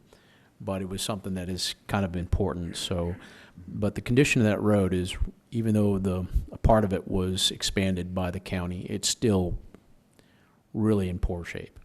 And considering that that's the entrance to their elementary school, I mean, we're going to have some aspect of improving that road at some point. I don't know if it's going to be able to handle all the traffic with once the houses get going up there, the trash vehicles, buses, you're going to have a lot more going through that road, and it is still, it's a county road, not in great condition. So if you can give it some information as to what our future plans are with that road. Thank you. Richard's here. If you want to get a quick update. Richard, you have one? Yes, sir. Great. Thank you. Good afternoon, Mayor, Council, City Manager. Richard Martinez, Director of Public Works. So, Councilman, what we're proposing to do is go in and beef up that section there. So we're going to be adding another 6 inches of what we call millings to it and reclaiming it, and then coming back in and repaving it. Because the developer is only required to put 2 feet right now to the side of it. So with that issue happening, it's going to leave the same road in the same condition that it is today and adding 2 additional feet to the side. We felt that in the future, that wouldn't be the best interest for the city, because we would capture that roadway with only 2 feet on the side, which will slough off. So we said, how can we beef that up, take in dollars from that developer to be able to pay for the paving materials? So all the work that we're going to be doing would be in kind. So the city would be putting in kind work. The materials will be paid for by that developer so that we can beef it up. Yes, it'll still be a rural way section, but once it's a city road and more development happen along that whole roadway, they'll have to expand that to a city roadway, to those specifications when we have that development happen. And this is a C2 collector? What is it? I'm not sure if that's a C2. C3. He's saying it's C3. C3. C3.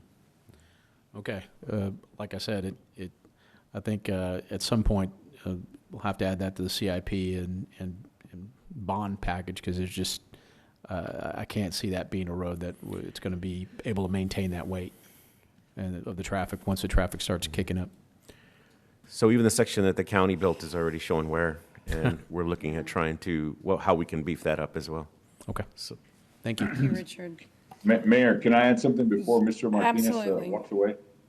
Mr. Martinez, the other thing that I might want to add is if we should most likely take a trip out there, around 8 o'clock when school starts. There's a lot of staging to drop off kids at school, and it's not adequate space at all. I'm sure my colleague from District 5 will recognize that. I think I see his face nodded. So yeah, it's definitely not very safe at where it's at. And although the improvements you brought up, I think are much appreciated. Yeah, the street's not wide enough, particularly where the school is, and something's going to have to be worked out eventually. It's already a difficult situation that time and after school. Yes, sir. Acknowledged, sir. All right, that's all I have, Mayor. Great, thank you, Mr. Bonetta. Okay, I will open the public comment, I'm sorry, the public hearing on item 19. Okay, and there were no comments received, No Mayor. comments, okay. Okay, great. And so there's no comments. We'll close the public hearing, and there is no action on this item. Thank you, Mr. McGinn. Item N, individual consideration items. Items 20 and 22. So item number 20, resolution authorizing a 6-year service agreement with N4 US Inc. for N4 license subscriptions and for prorated N4 licenses. It's a resolution, yes, authorizing that. Okay, and do we have a staff presentation? I think that is 20. Yes, sir. Mm-hmm.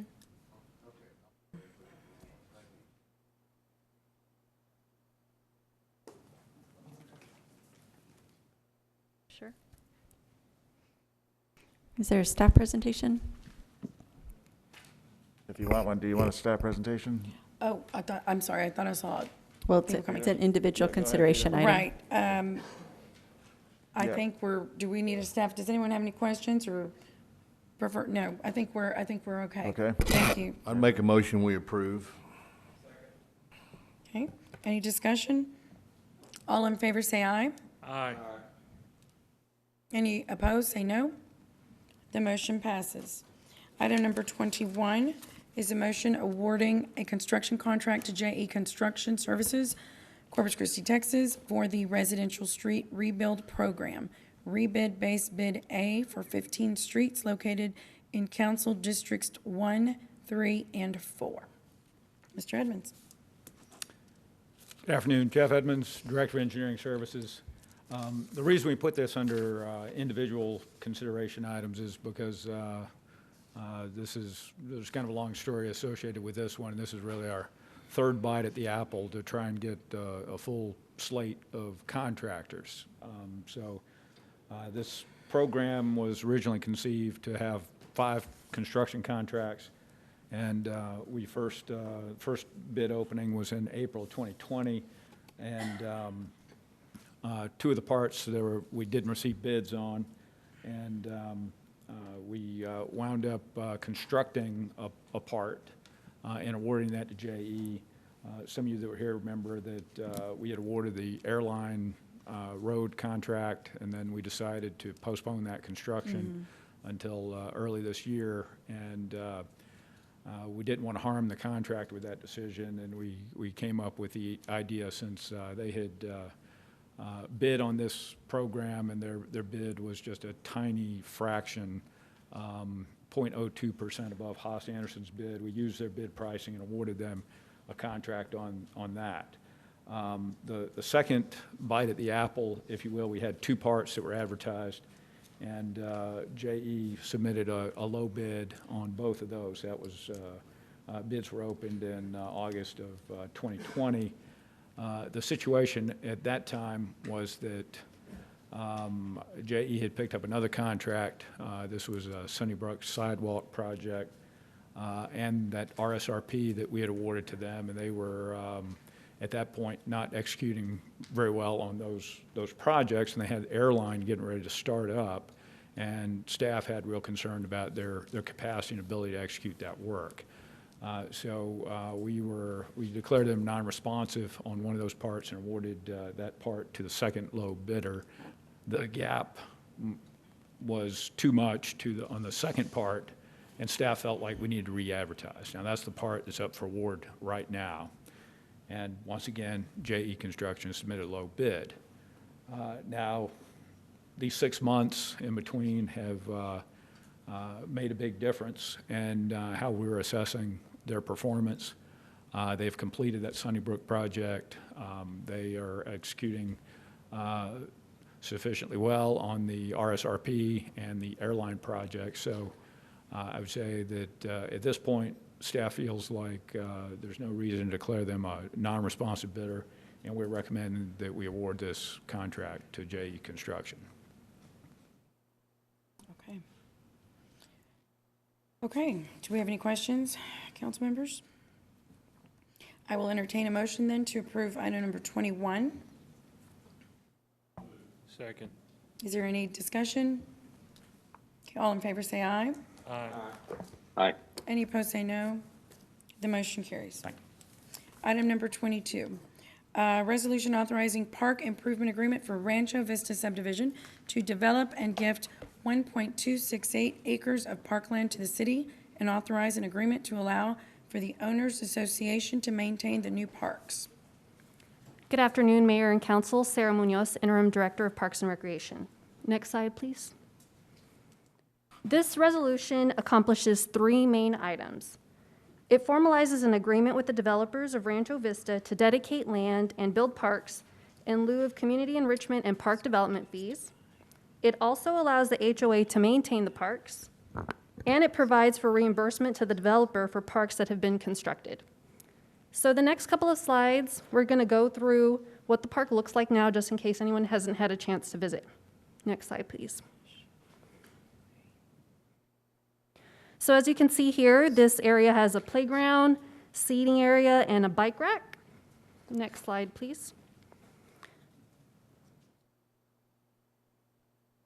It also has a covered seating area next to this pond. Next slide, please. Here's a picture of the walking trail. They have some really nice dog stations, some bulb outs for parking, so all can access this park. Next slide, please. And here are some more seating areas along the route and some trash cans.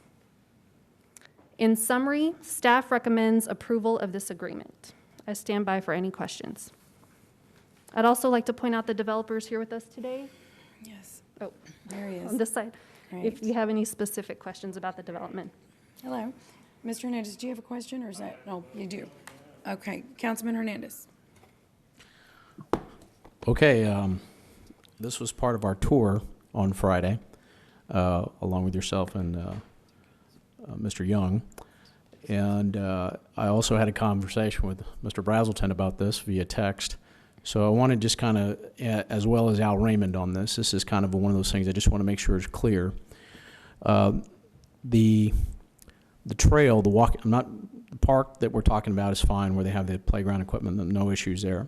But the part where we're talking about with the walking trail is, I recall this was something that was done in lieu of, or as a conjunction of, with the fact that there's no other sidewalks on either side of that median, or there's no streets. So I don't necessarily have a problem with how this is done, because it's done really nicely. It's a nice walking trail, has like kind of meandering kind of construction to it, has, you know, the dog little baggies things, some seating areas, and the parking, which is something we discussed for city parks, to have something like that in any development of city parks or any bond projects in the future.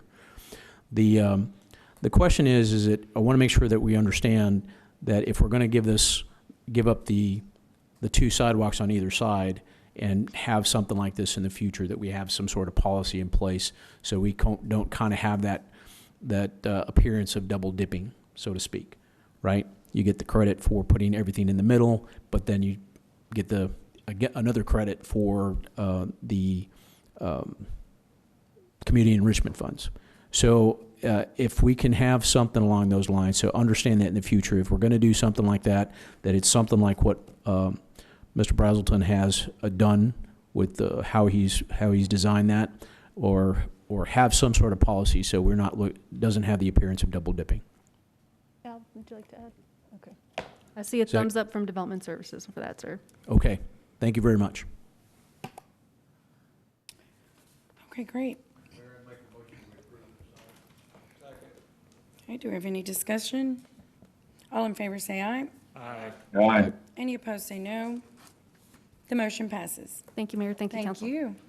Section O, first reading ordinances, items 23 through 26. Item number 20 through 22, Mayor.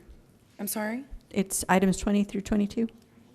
Oh, I'm so sorry, Mayor. You're right. 23 through 20. Yeah, that's okay. 20. I was like. Yeah, I looked Thank you, across Michael. real quick. Okay. Okay, What 23 can I through say? 26. So item number 23. Mayor, I'd like to make a motion to approve item number 23. Item number 23. Okay. Item number 23. Okay. So item number, hang on, just so we know what, the public knows what it is.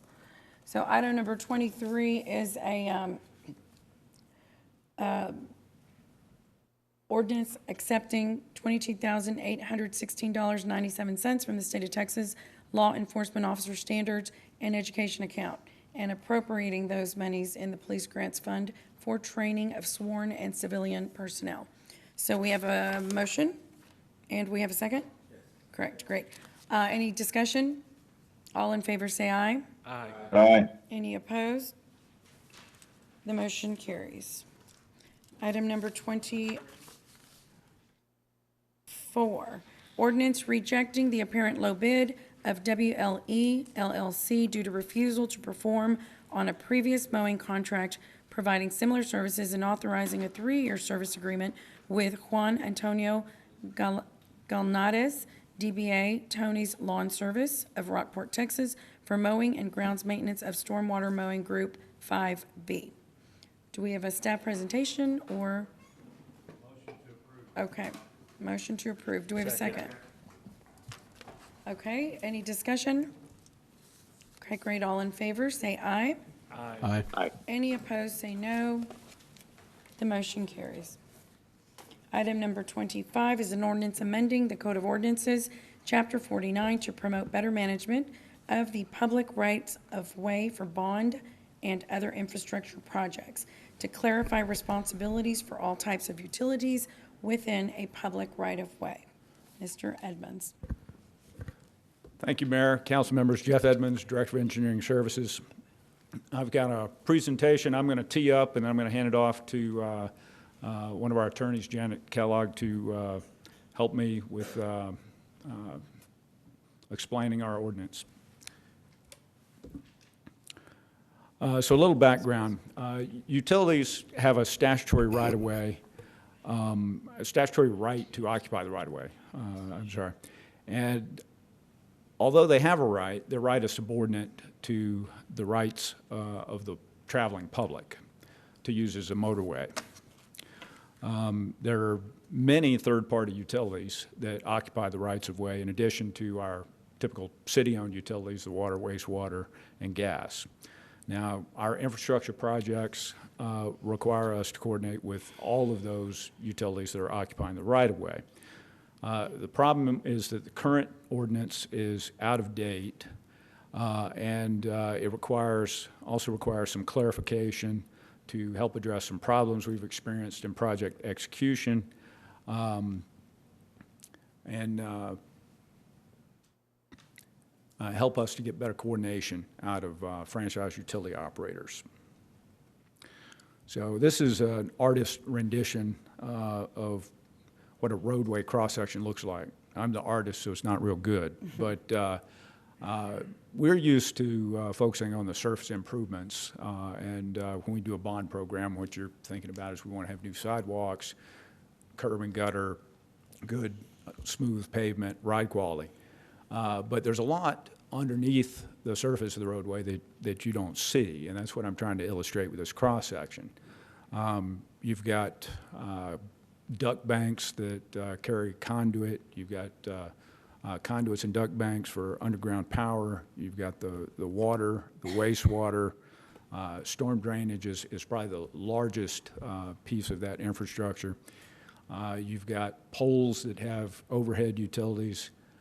And even with the complexity shown in this cross-section, there's a lot of complexity that you don't see because we're not illustrating the laterals that come from these utilities to serve the adjoining homes and businesses.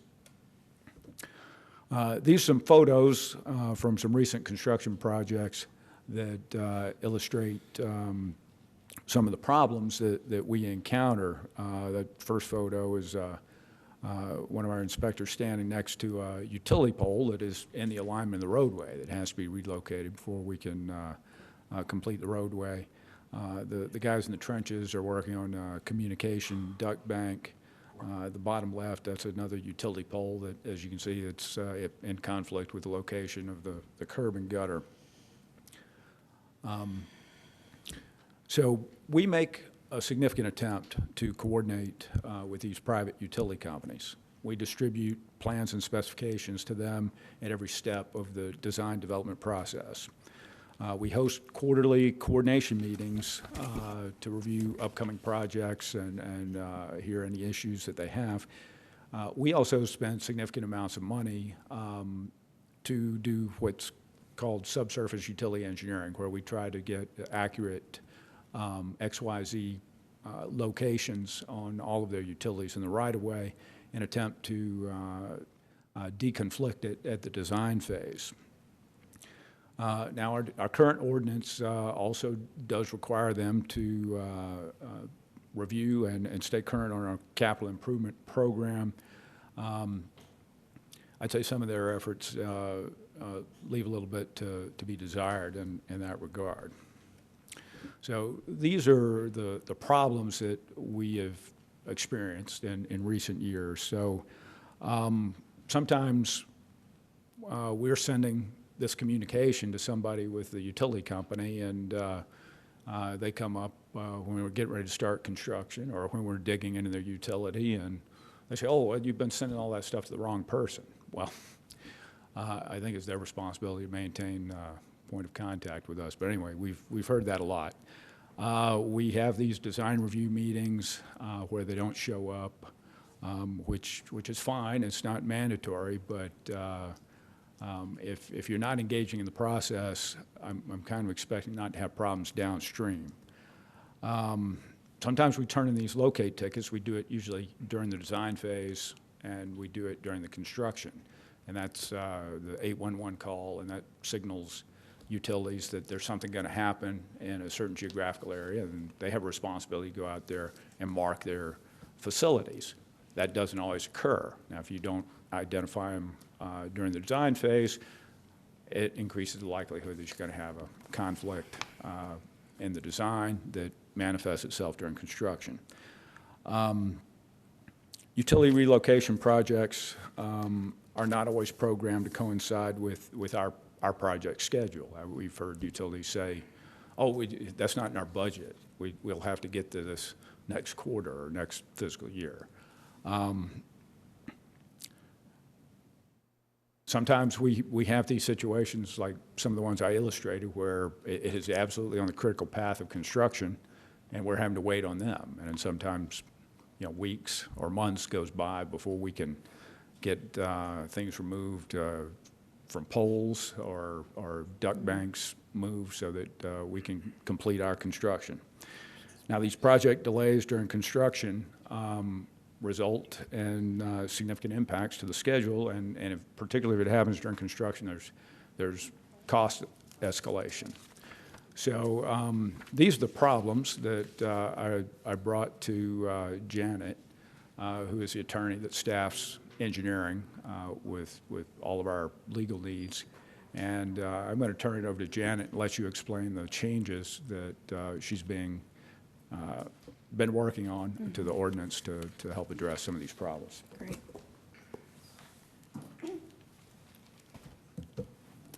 Janet Whitehead, Assistant City Attorney.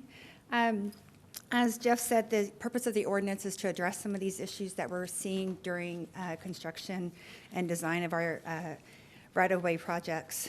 The ordinance requires the utility owners, the facility owners, to keep their contact information current with the city and to submit a schedule. So what it does is it amends Section 49-43 of our existing code, where it requires the owners to relocate in a timely manner and to submit a schedule to us. What the new Article 8 does is it puts timeline so that it sets the expectations of the facility owners and the city, what the responsibilities of each party is going to be. During the design phase, we do notify in 30, 60, and 90% intervals the facility owners of the design submissions, the specs that we get and the plans, the drawings that we get from our design engineer. We immediately send those to the facility owners during design, so they can identify conflicts and they can let us know. If during the design process a conflict is discovered that cannot be designed around or that we have not been requested to design around, we send notice to the facility owner. They have 45 days at that point to submit a schedule to us, and then 120 days to relocate their facility. If after award of the construction contract, the conflict is discovered, they have 5 days to submit a relocation schedule and 30 days to complete the relocation. The ordinance, the current ordinance, section 49-43, already has the penalty in there that's covered in 1-6 of our city code for penalties for unlawful behavior. What we did in this ordinance was we consolidated it all into section 49-111 to make it easier to prosecute and to put the facility owners on notice so they don't have to go looking throughout the code and to Texas Penal Code to find the penalties. It's all right here in one section of the ordinance. And I believe that covers the cost. So under, remember the facility owners are in our right-of-way by permit, either through state law or through our permitting process. And they're there by permission, they relocate at their own expense. If it's an electric utility like AEP, then the state law requires AEP or the electrical utility to relocate at its own expense to permit the widening or straightening of the right-of-way. Otherwise, the city pays the cost for that. And if it's a utility that's in the right-of-way or, well, in a location by property, then that's a different set of circumstances. So like if we acquire property and there's a utility already there, they have a property right before the city, we pay for the relocation. And we did have a meeting with the facility, the private utilities, to present this back in December. The only comments that we got was from AEP. We did make changes to the ordinance and sent everyone a final revision in March, and we have received no further comments on the ordinance changes. So that's it. Great, thank you. Do we have any questions? Councilman Hernandez. Yes, real quick, on, just so I understand clearly, on the actual notification, you have 45 days for the design portion of it, and then an additional 30 days if needed? No. Or is that just on the actual relocation? No, 45 days is for them to submit a schedule to us Okay. showing when they're going to relocate within the 120 days. So, and the relocation, the actual relocation, most of it is usually started when we issue the NTP to the construction contractor. That's when we're digging up the road. That's when they're out there usually relocating their facility. But they can do it before we start construction. Okay, so they could actually be longer, depending on when we notify them. No, if it's during design, they will submit a schedule within 45 days that shows a 120-day relocation schedule. Oh, I see. Okay. So, and if for good cause, there are some good cause in here. One of them, like the extreme weather we had in February, that would be a cause to delay the relocation. Some of it is the availability of materials required for relocation, the impact to the users. So, if it's an AT&T duct bank, or one of the issues is, let's say AT&T duct bank that serves the hospital, and they need additional time to create a new duct bank before they move the old one to transfer service over. That could be a cause for delay. So, but they have to communicate that to us. One of the problems is they're not communicating to the city, and that's why this ordinance sets the expectation. So both sides know what the communication pathway is.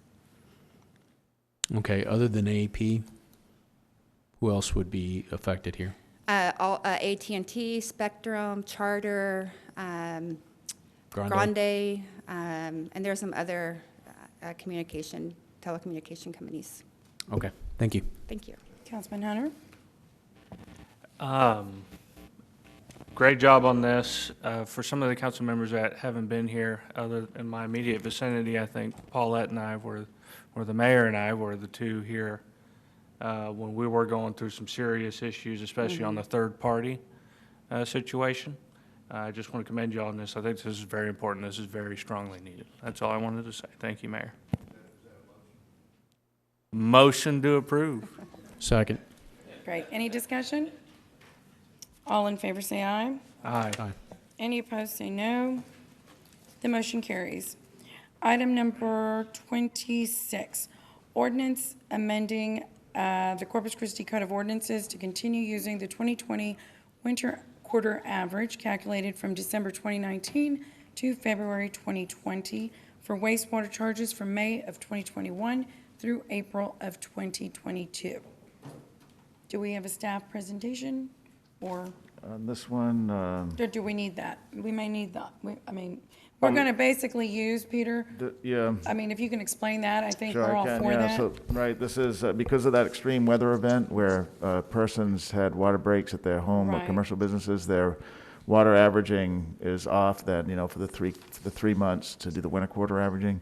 So we recommended to the council and the community that we use last year's 3 months of winter quarter averaging. And this action is required by city council just to have that in our rate model. Right. It's really that simple. And this is going to be very helpful to our It'll be extremely residents. helpful to the community. We've Wonderful. received a lot of positive feedback from the community for doing this. Great. I will entertain a motion then to approve item number 26. So move. Great. Any other discussion? All in favor say aye. Aye. Any opposed say no. The motion carries. Let's see, should we do it? Yeah, let's do it. Item number 27. Okay, update on amended City Council Policy 28, award guidelines for arterial and collector streets with concrete or asphalt pavement. Mr. Martinez. Afternoon, Mayor, Council, City Manager. Richard Martinez, Director of Public Works. So this is an update to a amended policy that this board approved last year in October. And so there were some questions early on about some projects and how we go about them. And so I committed to come back here and update you on the policy. And as far as the policy, I am required to come back to you before the end of this calendar year to come back with another recommendation of whether or not this policy is working or we need to make some adjustments to it as well. Next slide, please. So I want to talk a little bit about how it was established. So some of how we got to where we are today. So 2017, our engineering department went through and did a life cycle analysis internally in-house and came up with a cost of $100 a lane mile to selection of concrete versus asphalt on collector and arterials, to even include local streets as well. And that $100, they did a very good job of coming up with that based on the applications that they did at that time. So then in 2019, the council directed a policy to go through, and that policy was approved, and that analysis was done by Freese and Nichols, and it came up with a policy of $125,000 as you go through a lane mile. So the difference between that. So an example of, if you have a arterial roadway and you bid them out both ways, if there's a difference within $125,000, then you can select concrete if you'd like. You can also go asphalt if you'd like. This council can make that determination. But we wanted to set some stipulations there. Next slide. So after that, we were required to come back on an annual basis. So as I came here in the city of Corpus Christi, we started a process and we went through that whole process as well. In that process, there was an amendment to that, and I'll go over those in a minute. But basically what it comes down to, there's a couple of additive stipulations. So anything with a plasticity index or soils with plasticity index of over a 30, it should not go concrete. Under a 30, then you can consider it as well. And then we looked at the price as well. It was still it was $128,000, but we decided to recommend to you to stay at $125 to keep that conformity through the policy. Next slide, please. So the analysis was performed by Roadway Asset Services, and they've been doing this for more than 30 years. And on the WebEx today, we have Scott Gordon, who's their principal engineer, who's here if you have any questions as well on how they did the analysis and go through. But they've done 4 of the 5 major cities in the pavement analysis in Texas. And so their background is pavements.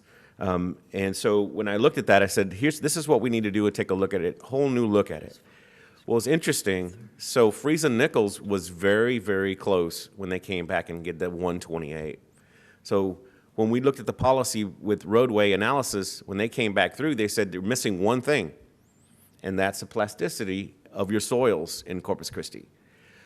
You can build a roadway on top of, plastic soils. You put a concrete street, and you'll start to see it pop. And one of the streets that's it's a good example of that, although it's been on the ground for more than 30 years, is Waldron Road. Mm-hmm. You can go and take a look at that. A lot of that has been because deferred maintenance in those areas as well. Mm-hmm. So they went back through and they did a life cycle analysis, life cycle cost analysis, but they added a couple different things. They applied a discount rate and they applied inflation rates that were involved in that. And when you do pavement management systems, you have to involve all those. So when you're looking down the road, that price is valid as you're going through this analysis. And then we also looked at a 40-year analysis. The last analysis was done on 30 years. Well, that didn't give concrete credit for the last 10 years. So what we did a 40-year analysis, because that's what concrete's lifespan is if you maintain it properly. We did that, and you'll see the charts in a minute and how that works out with asphalt and concrete as well. So basically, they came up with 4 key factors. So the first one, again, was the plasticity index, looking at that and saying if the subgrade is greater than 30, asphalt should prevail. Because what happens is asphalt can move with some of those areas if you do your pavement design. Now remember, you can't do a pavement design for asphalt. It's not going to be the same as concrete. It's not going to be the same thickness. If you go with asphalt, it's not that it's inferior. That pavement design will be thicker. If you go with concrete, it may be less of a thickness, but it's as strong in that same design. And what you want to look at what the conditions are up underneath in the subgrade. So the second thing they came up with was cost analysis. When they went through, they did that review. It was $128,000. We thought it was close enough to $125,000 to keep that continuity between the 2 policies and not change that as you go through. Because of the number 4, and I'll get to that in a second. So number 3, we also excluded residential streets. When we did the analysis, there was not a cost-benefit analysis for residential streets to be concrete because of their traffic load. So we looked at, yes, we would love to have the concrete, but does it make sense? Are we spending the money properly? Or can we build other roadways with that dollar amount savings as you go through that?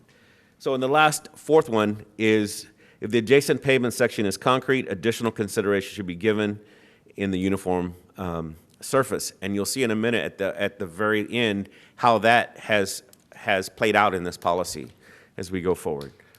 Next slide, please. So here's a slide on the non-expansive soils.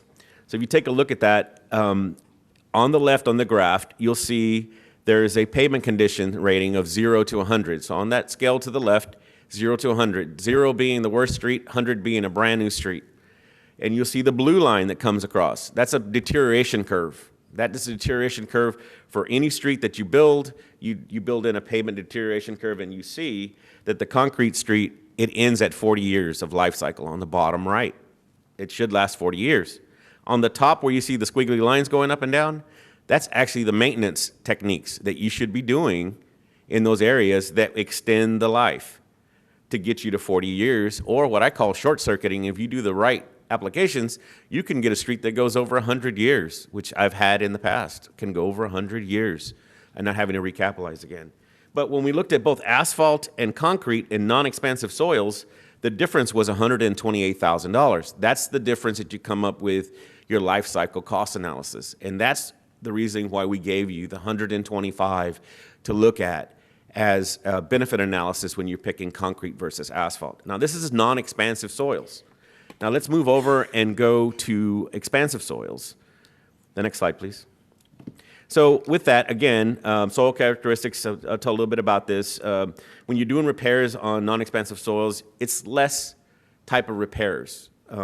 And so you're looking at cracks and joint sealings, and so the time that it takes for you to do those is less.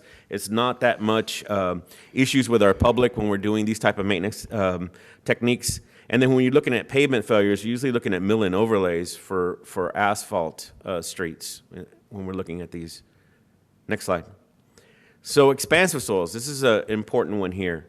So if you take a look at that, again, now you see the life cycle changed. On the bottom, on the left chart, you'll see that now the life cycle for concrete went to 35 years instead of 40. And then asphalt went in the 25 versus 30 that it had before, because more wear and tear because your soils are moving. Application rates are the same as you come through.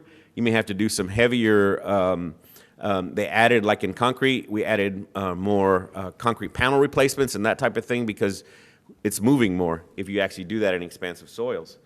But the difference was only $18,000 between the two on expansive soils.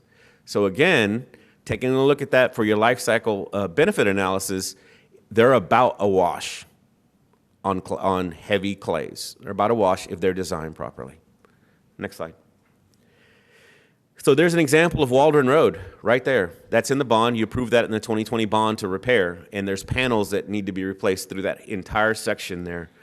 So again, in high clay soils, what happens is you get a street and you've got a concrete street for 10 or 15 years. It looks really nice, but there's things that are happening underneath that street that you cannot see.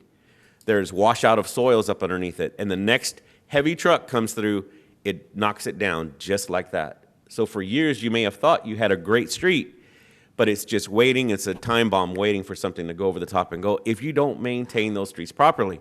And I want to tell you, and I want to thank you for providing funding in last year's budget for us of $1 million to do proper maintenance on concrete roadways. Because without that, these streets would be in this same condition. Can I ask you, Richard, Sure. is that, it was $5 million? It was $1 million. Oh, it was $1 million. $1 million. Because we have 15 miles today, 15 lane miles today. So is that sufficient? So at this point, yes. So we're able to get more than half of them on this year's budget to go on out for bid. So they're finishing the design. They're about to go out for bid. And you'll see more, like even on the new roadways. So you can go through on Staples and already start to see some spalling, minor spalling. Well, we got to take care of that spalling now. Otherwise, that becomes a panel replacement. Right. And we have to also look at, contractors to make sure that we're going back and catching warranty, that type of thing. And all that needs to be happening. Inspections needs to happen in that. And so when we put that out, we're only doing, not only are we doing visual inspections, but they're coming through and doing forensic inspections. Take a look. They're drilled down in underneath the concrete to see, is it hollow? And what do we need to be doing underneath there? Pump it back up again. And there's ways of doing that. Mud jacking. You can put in polyurethane back in. You can actually pump it in. And so you just got to keep a really good watch of that.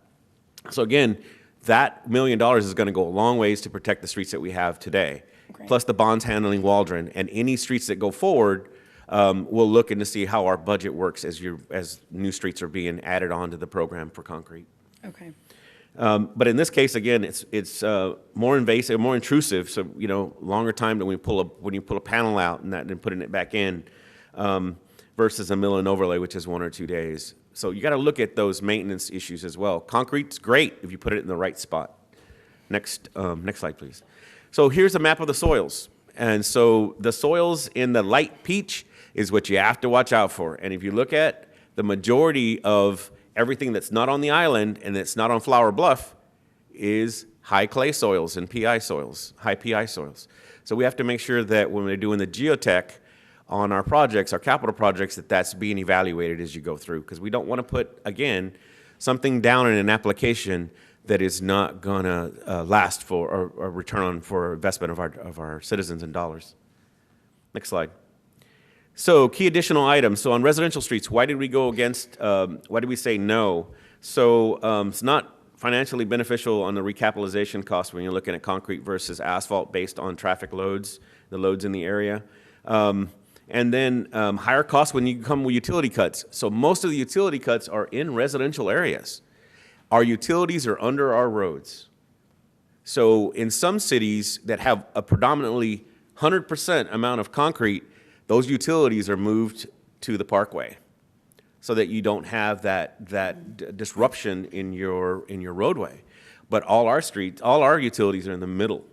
So for instance, if it comes back through, they're going to have to cut back in. If there's a new house being built, they got to cut back in. And when you cut a panel, you weaken a panel if you don't put that properly back in place. So we feel, again, asphalt should continue to go forward in residential areas. And then the last recommendation was pavement continuity. So for us is if you build a section of roadway like we just did with Staples, and then you go back to asphalt again, it just didn't make sense. And I'll talk a little bit about that just in a second when we tell you about how the bids went. But for us, that's an idea that you can look at, even if it's over the 125, as long as it's within a certain range, that it makes sense to continue with concrete if you've already built one with concrete. Mm-hmm. Next slide, please. So the final recommendations were, again, geotechnical conditions are important. Plasticity indexes greater than 30 should not consider concrete. The cost differential was important, so we stayed, and our recommendation to you all as a board was to, as a council, was to stay at 125, because 128, you could still consider a little more if you wanted to do that continuity or some other factor. So 125 was just a baseline, but you still had some opportunities to consider that. And then residential streets were not recommended, and then again, pavement continuity was that recommendation. Next slide. So I want to tell you a little bit about how has that been working over the last 6 months. It's probably what you want to know. So there have been 10 contracts that have come up before you, and 2 of them made sense to look at those in both directions. So one of them was Staples Street from Baldwin to Castores, okay? That, when it came up, it was bid both ways, and when that was bid, it was a little higher than 125. It was in the 130 range. But because of the continuity of that first large section that was built with concrete, our recommendations to you as council was to continue the next phase with concrete. And that was the way that it was approved here with this council. So that moved forward. Again, utilizing this policy. The next one was just recently, and that was the Leopard Street and Oasis Bay to Palm that came forward out of those 10. Again, an arterial and collector only, and took a look at that, and the way the bids worked out, it was $155, which was kind of put it outside that realm for concrete versus asphalt, and so we recommended not to go that way because it was outside the dollar realm. It was over. It wasn't even close. It was quite a bit more. So those 2 were the major ones that went. There were other ones that were arterial collectors, but there were like 6 points, intersections, which were smaller pieces and that type of thing. And then you pass the 2020 bond streets to go forward to get design. All those are going to come back individually to you on those arterials and collectors. So although that package was approved to get out engineered, you will see each one of those arterials collectors come to you, and they will be bid the same way, and you'll have that opportunity to give your input on which way you'd like to recommend those when that comes up. So with that, that's a short, quick update for now, and so for some of the members that weren't here when we first approved that policy. And again, I'll be coming within the next 6 months with another update with a recommendation to either continue the policy or make some changes to the policy. Thank you, Richard. So does I don't think I saw anything on the maintenance of both. Mm-hmm. How does that fit into, the 125,000 that we're, Okay. I know that's a guideline, but how does that fit into that number? Okay. So if we go back to the PowerPoint, and I'll show you where it was at. Okay. So let's back up to the first slide of non-invasive. It's the keep backing up, back up, right there. Let's go back there. There's expansive soils there. Okay, so you see that squiggly line, those squiggly lines on top? Uh-huh. Okay, so you see on the left-hand side that's listed on the bottom left, you'll see that it looks like applications. You'll see kind of in words right on the left-hand side there. Yeah, it's kind of hard to read, but it says original, then it says a seal coat, panel replacement. Those are the applications right there. The cost you see at the bottom of that slide is associated with all those maintenance activities for that. And the same thing for asphalt on the right slide, you'll see those are all the applications listed underneath that'll happen during the maintenance, and the cost is listed below. Right. That is the life cycle cost analysis. Got it. So that takes in all the All proper of it. maintenance that should be happening on those roadways for both asphalt, the type of maintenance, and both concrete, and then what it is.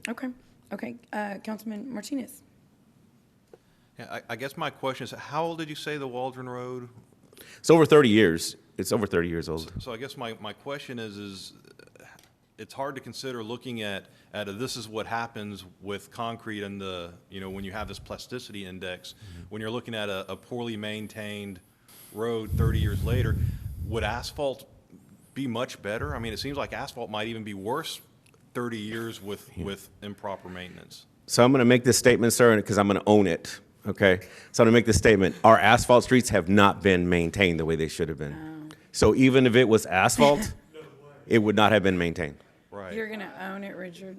I own it. I mean, I'm here. This is what my job is. And what would a Love it. 30-year-old unmaintained asphalt road look like? Well, I mean, because that's what we're comparing it to. We're looking at this concrete in Flower Bluff, saying, look what happens when you use concrete in an area that isn't ideal for it. But I mean, wouldn't an asphalt road be in at least as bad or worse condition? I guess that's what I'm trying to compare it to when considering the different types. And it would be, but because it was an arterial, the city probably would have prioritized that.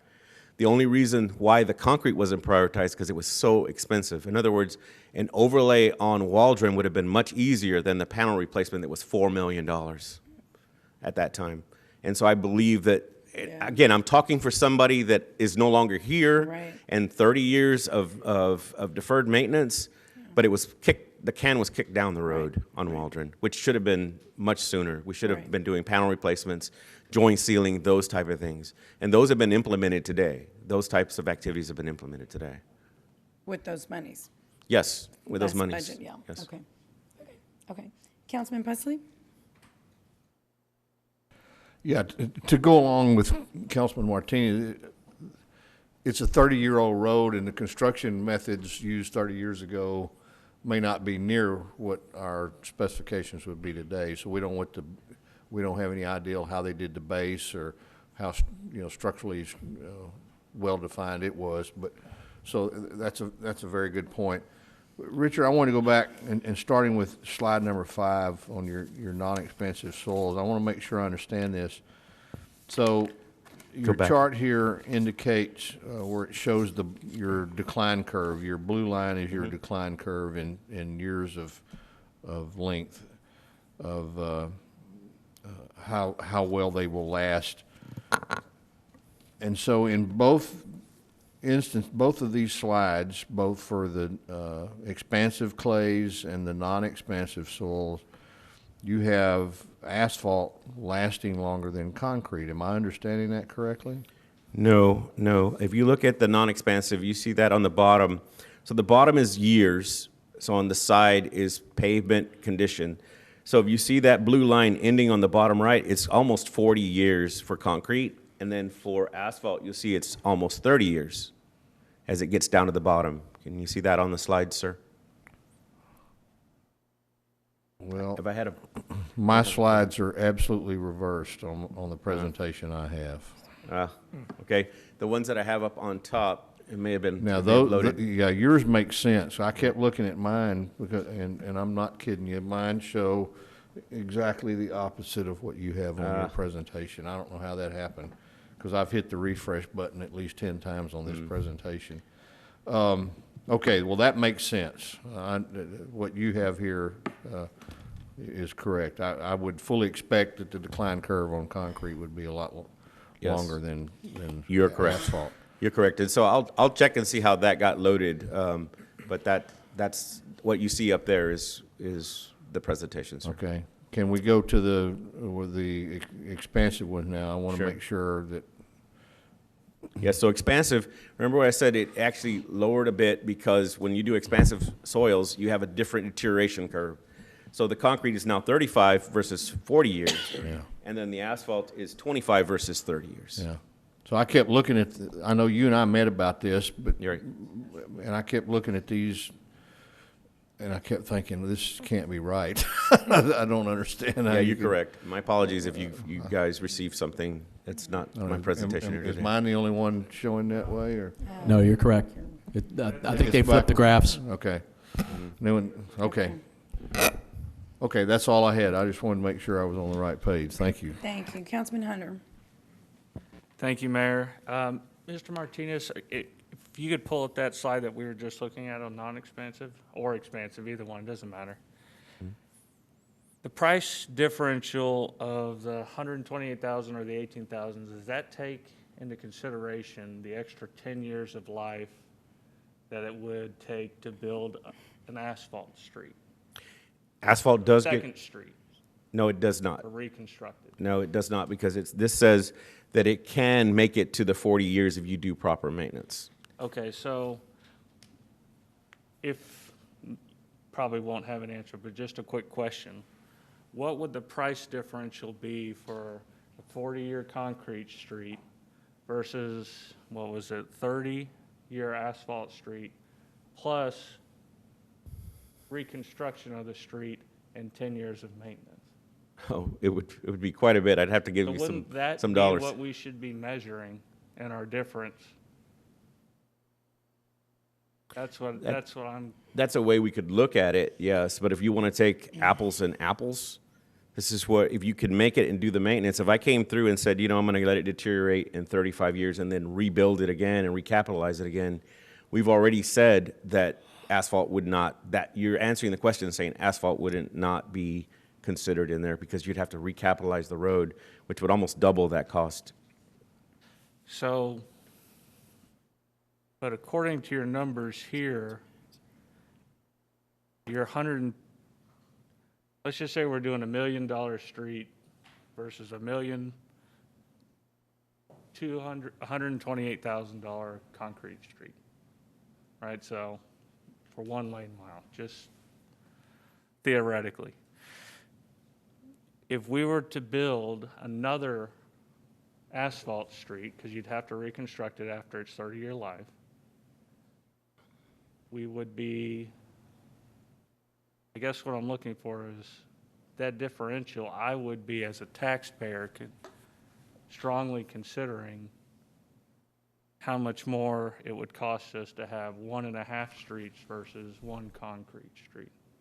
Do you follow me, or am I sounding alien to everyone? I think I do, Councilman, but then again, the life cycle cost, because we feel that we're maintaining the street. If you don't maintain it, I think your point is completely valid as what was happening prior to that. But since we're maintaining it, we're going to be putting it out so that it matches what a 40-year street in concrete would be. That's what I'm asking. Okay, Yeah. Thank you. I appreciate it. Sorry, I didn't understand that earlier. Thank you.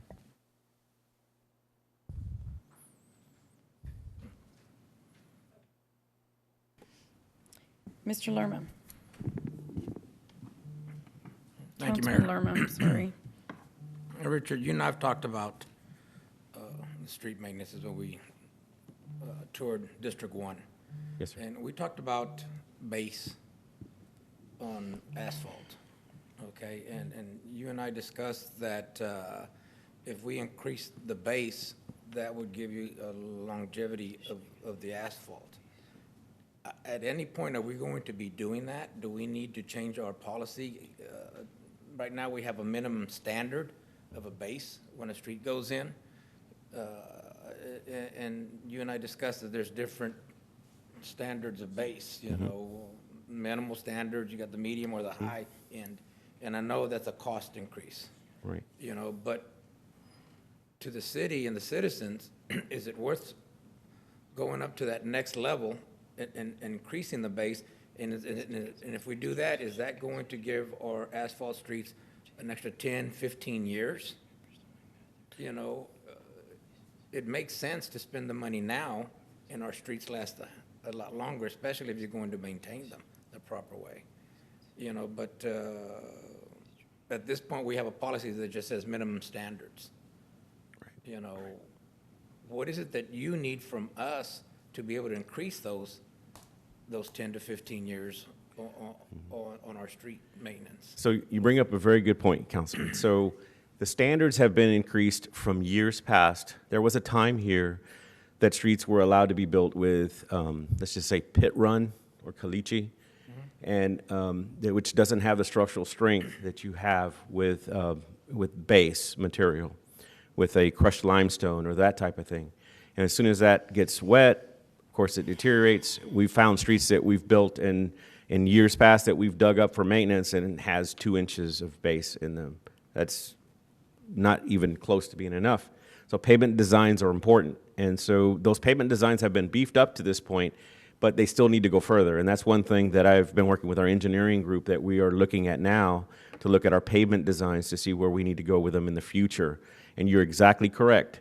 So if you put in 6 inches of base with 2 inches of hot mix, which is about kind of what our spec is today, and we increase that to 8 inch with 2.5 inches of hot mix, or in arterials, it's 3 to 4 inches of hot mix, you're going to get a much longer life. And so we're looking at that for the future to bring back to this council for review once we review our pavement designs again. Richard, can I add to that, Councilman Lerma? Yeah, so we definitely going to be bringing this is a policy item. The city has what we call a design standard manual, and developers use it. They have to follow it, development services and specs to it. But the standards are not nearly where they need to be. Right. And they were increased, I think, in the early 2000s, maybe, early 2000s. But Jeff Edmonds we're working on a redo of them. And we're going to have a consultant help us to look at best practices and what ours are, not just for streets, but things like sidewalks, a whole host of things that they develop. Yeah, exactly. So that'll be coming to council this year, this calendar year. Because we see it time and again. You see it. I bike in some of the new subdivisions, and the streets are deteriorating already. I'm like, really? The street's brand new. And then all the taxpayers have to pay for it while the developer's long gone. So we're bringing that back to council to beef those up for sure. Okay. Thank you so much. That's all I had, Mayor. Okay, great. Mr. Hernandez. Thank you, Mayor. Just on that last discussion, were you talking about the master plans contract? Well, we call it the design standard manual. Okay, so this is a separate from the master plan, the consolidation of the master plans and the impact fee study, right? Yes, okay, It's yeah, separate. it's separate from that. Okay, Yes, has sir. that I come get to you. us or is that a contract less than $50,000? It hasn't come to council yet. Okay. Yeah, it will be. We're reviewing proposals that came in. So as part of that was, and this kind of leads to my question, in terms of determining the difference in cost, were the possibility of different materials for stormwater considered? They were not. It was straight up street versus street. Okay, so the fact that maybe utilizing a different type of material like HDPE would be something that could be significant cost savings were not considered? There would be cost savings for like a residential new development. There would be some cost savings in that area. Again, though, we've approved one subdivision at this time to move forward that way, and we want to ensure that we are investigating and inspecting how that long. Is that something that can be added to this materials item to where we can look at HDP in a very professional way, or by an engineering standards, so we can look at see if that can be used beyond just residential streets? There's always opportunities to put that in a review. Yes. Well, the reason I say that is because it could be significant cost savings just from the. I mean, if you're talking about the concrete piping, I mean it costs a lot to transport it, costs a lot to install it. Then to take it out, it costs a lot. So let me just give you an example on the residential street. So a residential street with a smaller HDPE pipe has less of a risk than an arterial with a large HDPE pipe because the structural loads that come onto that. And so I understand that. Yes, sir. And, yes, sir. So that would have to be that's why these evaluated. pipes are made articulated, so you can kind of withstand some of those pressures. Sure, and the bedding has to be a certain way and that kind of thing. Correct. So all that needs to be that evaluated. into consideration, we need to evaluate that to ensure that we do have some aspect, and then this could be also considered into the cost factor. When we're looking at our specs, I can work with our engineering department to have that reviewed at the same time. And Jeff, you understand what I'm asking, right? I mean, right. Okay. Okay, Mr. Martinez, thank you very much for this presentation. I think. Mayor, I still have 2 more questions. Oh, goodness. Sorry. Okay. Now, I wanted to ask you on the asphalt versus concrete. This is all under the assumption that we're on time with our maintenance, correct? That's correct. Okay, so with that being said, I don't think we have ever been on time with our maintenance. Is that correct? As before I got here, yes, sir. Yes, right. So, and I'm not gonna, I don't think you're gonna be here forever. Oh, we're running me off already. Just the normal course of things. I don't plan to be here forever. Sure. But, which is more forgiving on deferred maintenance, the concrete or the asphalt? Concrete's more forgiving. Concrete's more forgiving. Now, it's more forgiving up front. Long term, it's cost way much more money to replace. I understand that. We're looking at Waldron Road, right? Yes. So, I don't recall very much, if any, maintenance was done on Waldron Road. Yeah. Give you an example for years of service. So like an asphalt street, a brand new street gets in, we should be crack sealing in 2 years. You don't have to really joint seal a concrete street until 5 years. So that gives you some time. Okay. So that's kind of where I'm getting at, because, we have limited resources in terms of trying to get to every street in the city. And we're trying to catch up with what was all, dealing with the sins of the past. So, you got to try to manage your resources, and I'm looking at what's the most forgiving thing you have, and I think from just your answers, a concrete, and I already knew, so. Policy helps make those decisions. Correct. But again, it's all based on what we have available funding-wise, right? That's correct, sir.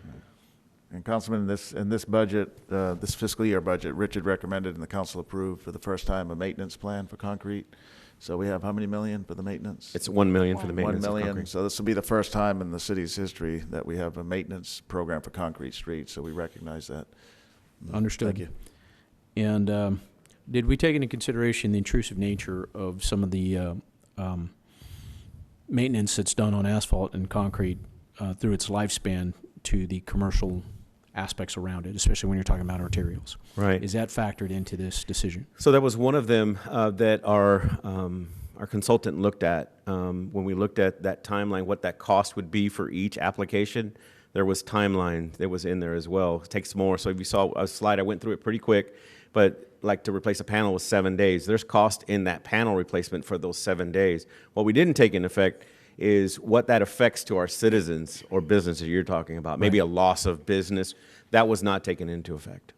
Okay. And that's kind of something we have to consider. It was something we factored, we expressly made concerns about with the reconstruction of Everhart.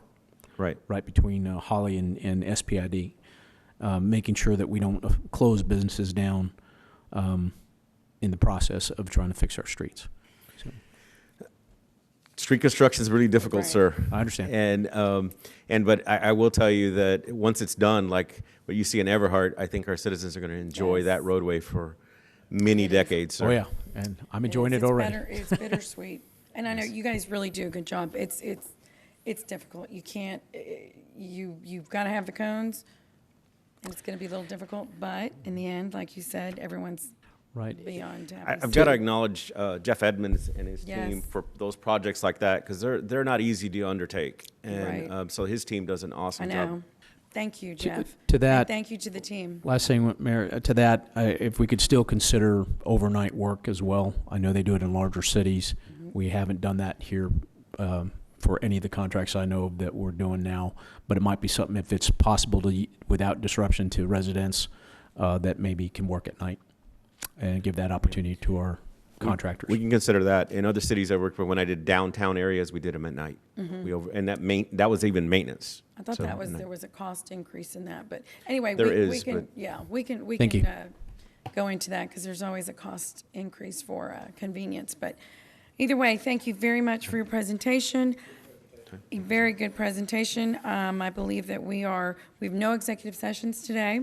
So with that, and there being no further business, I adjourn the meeting.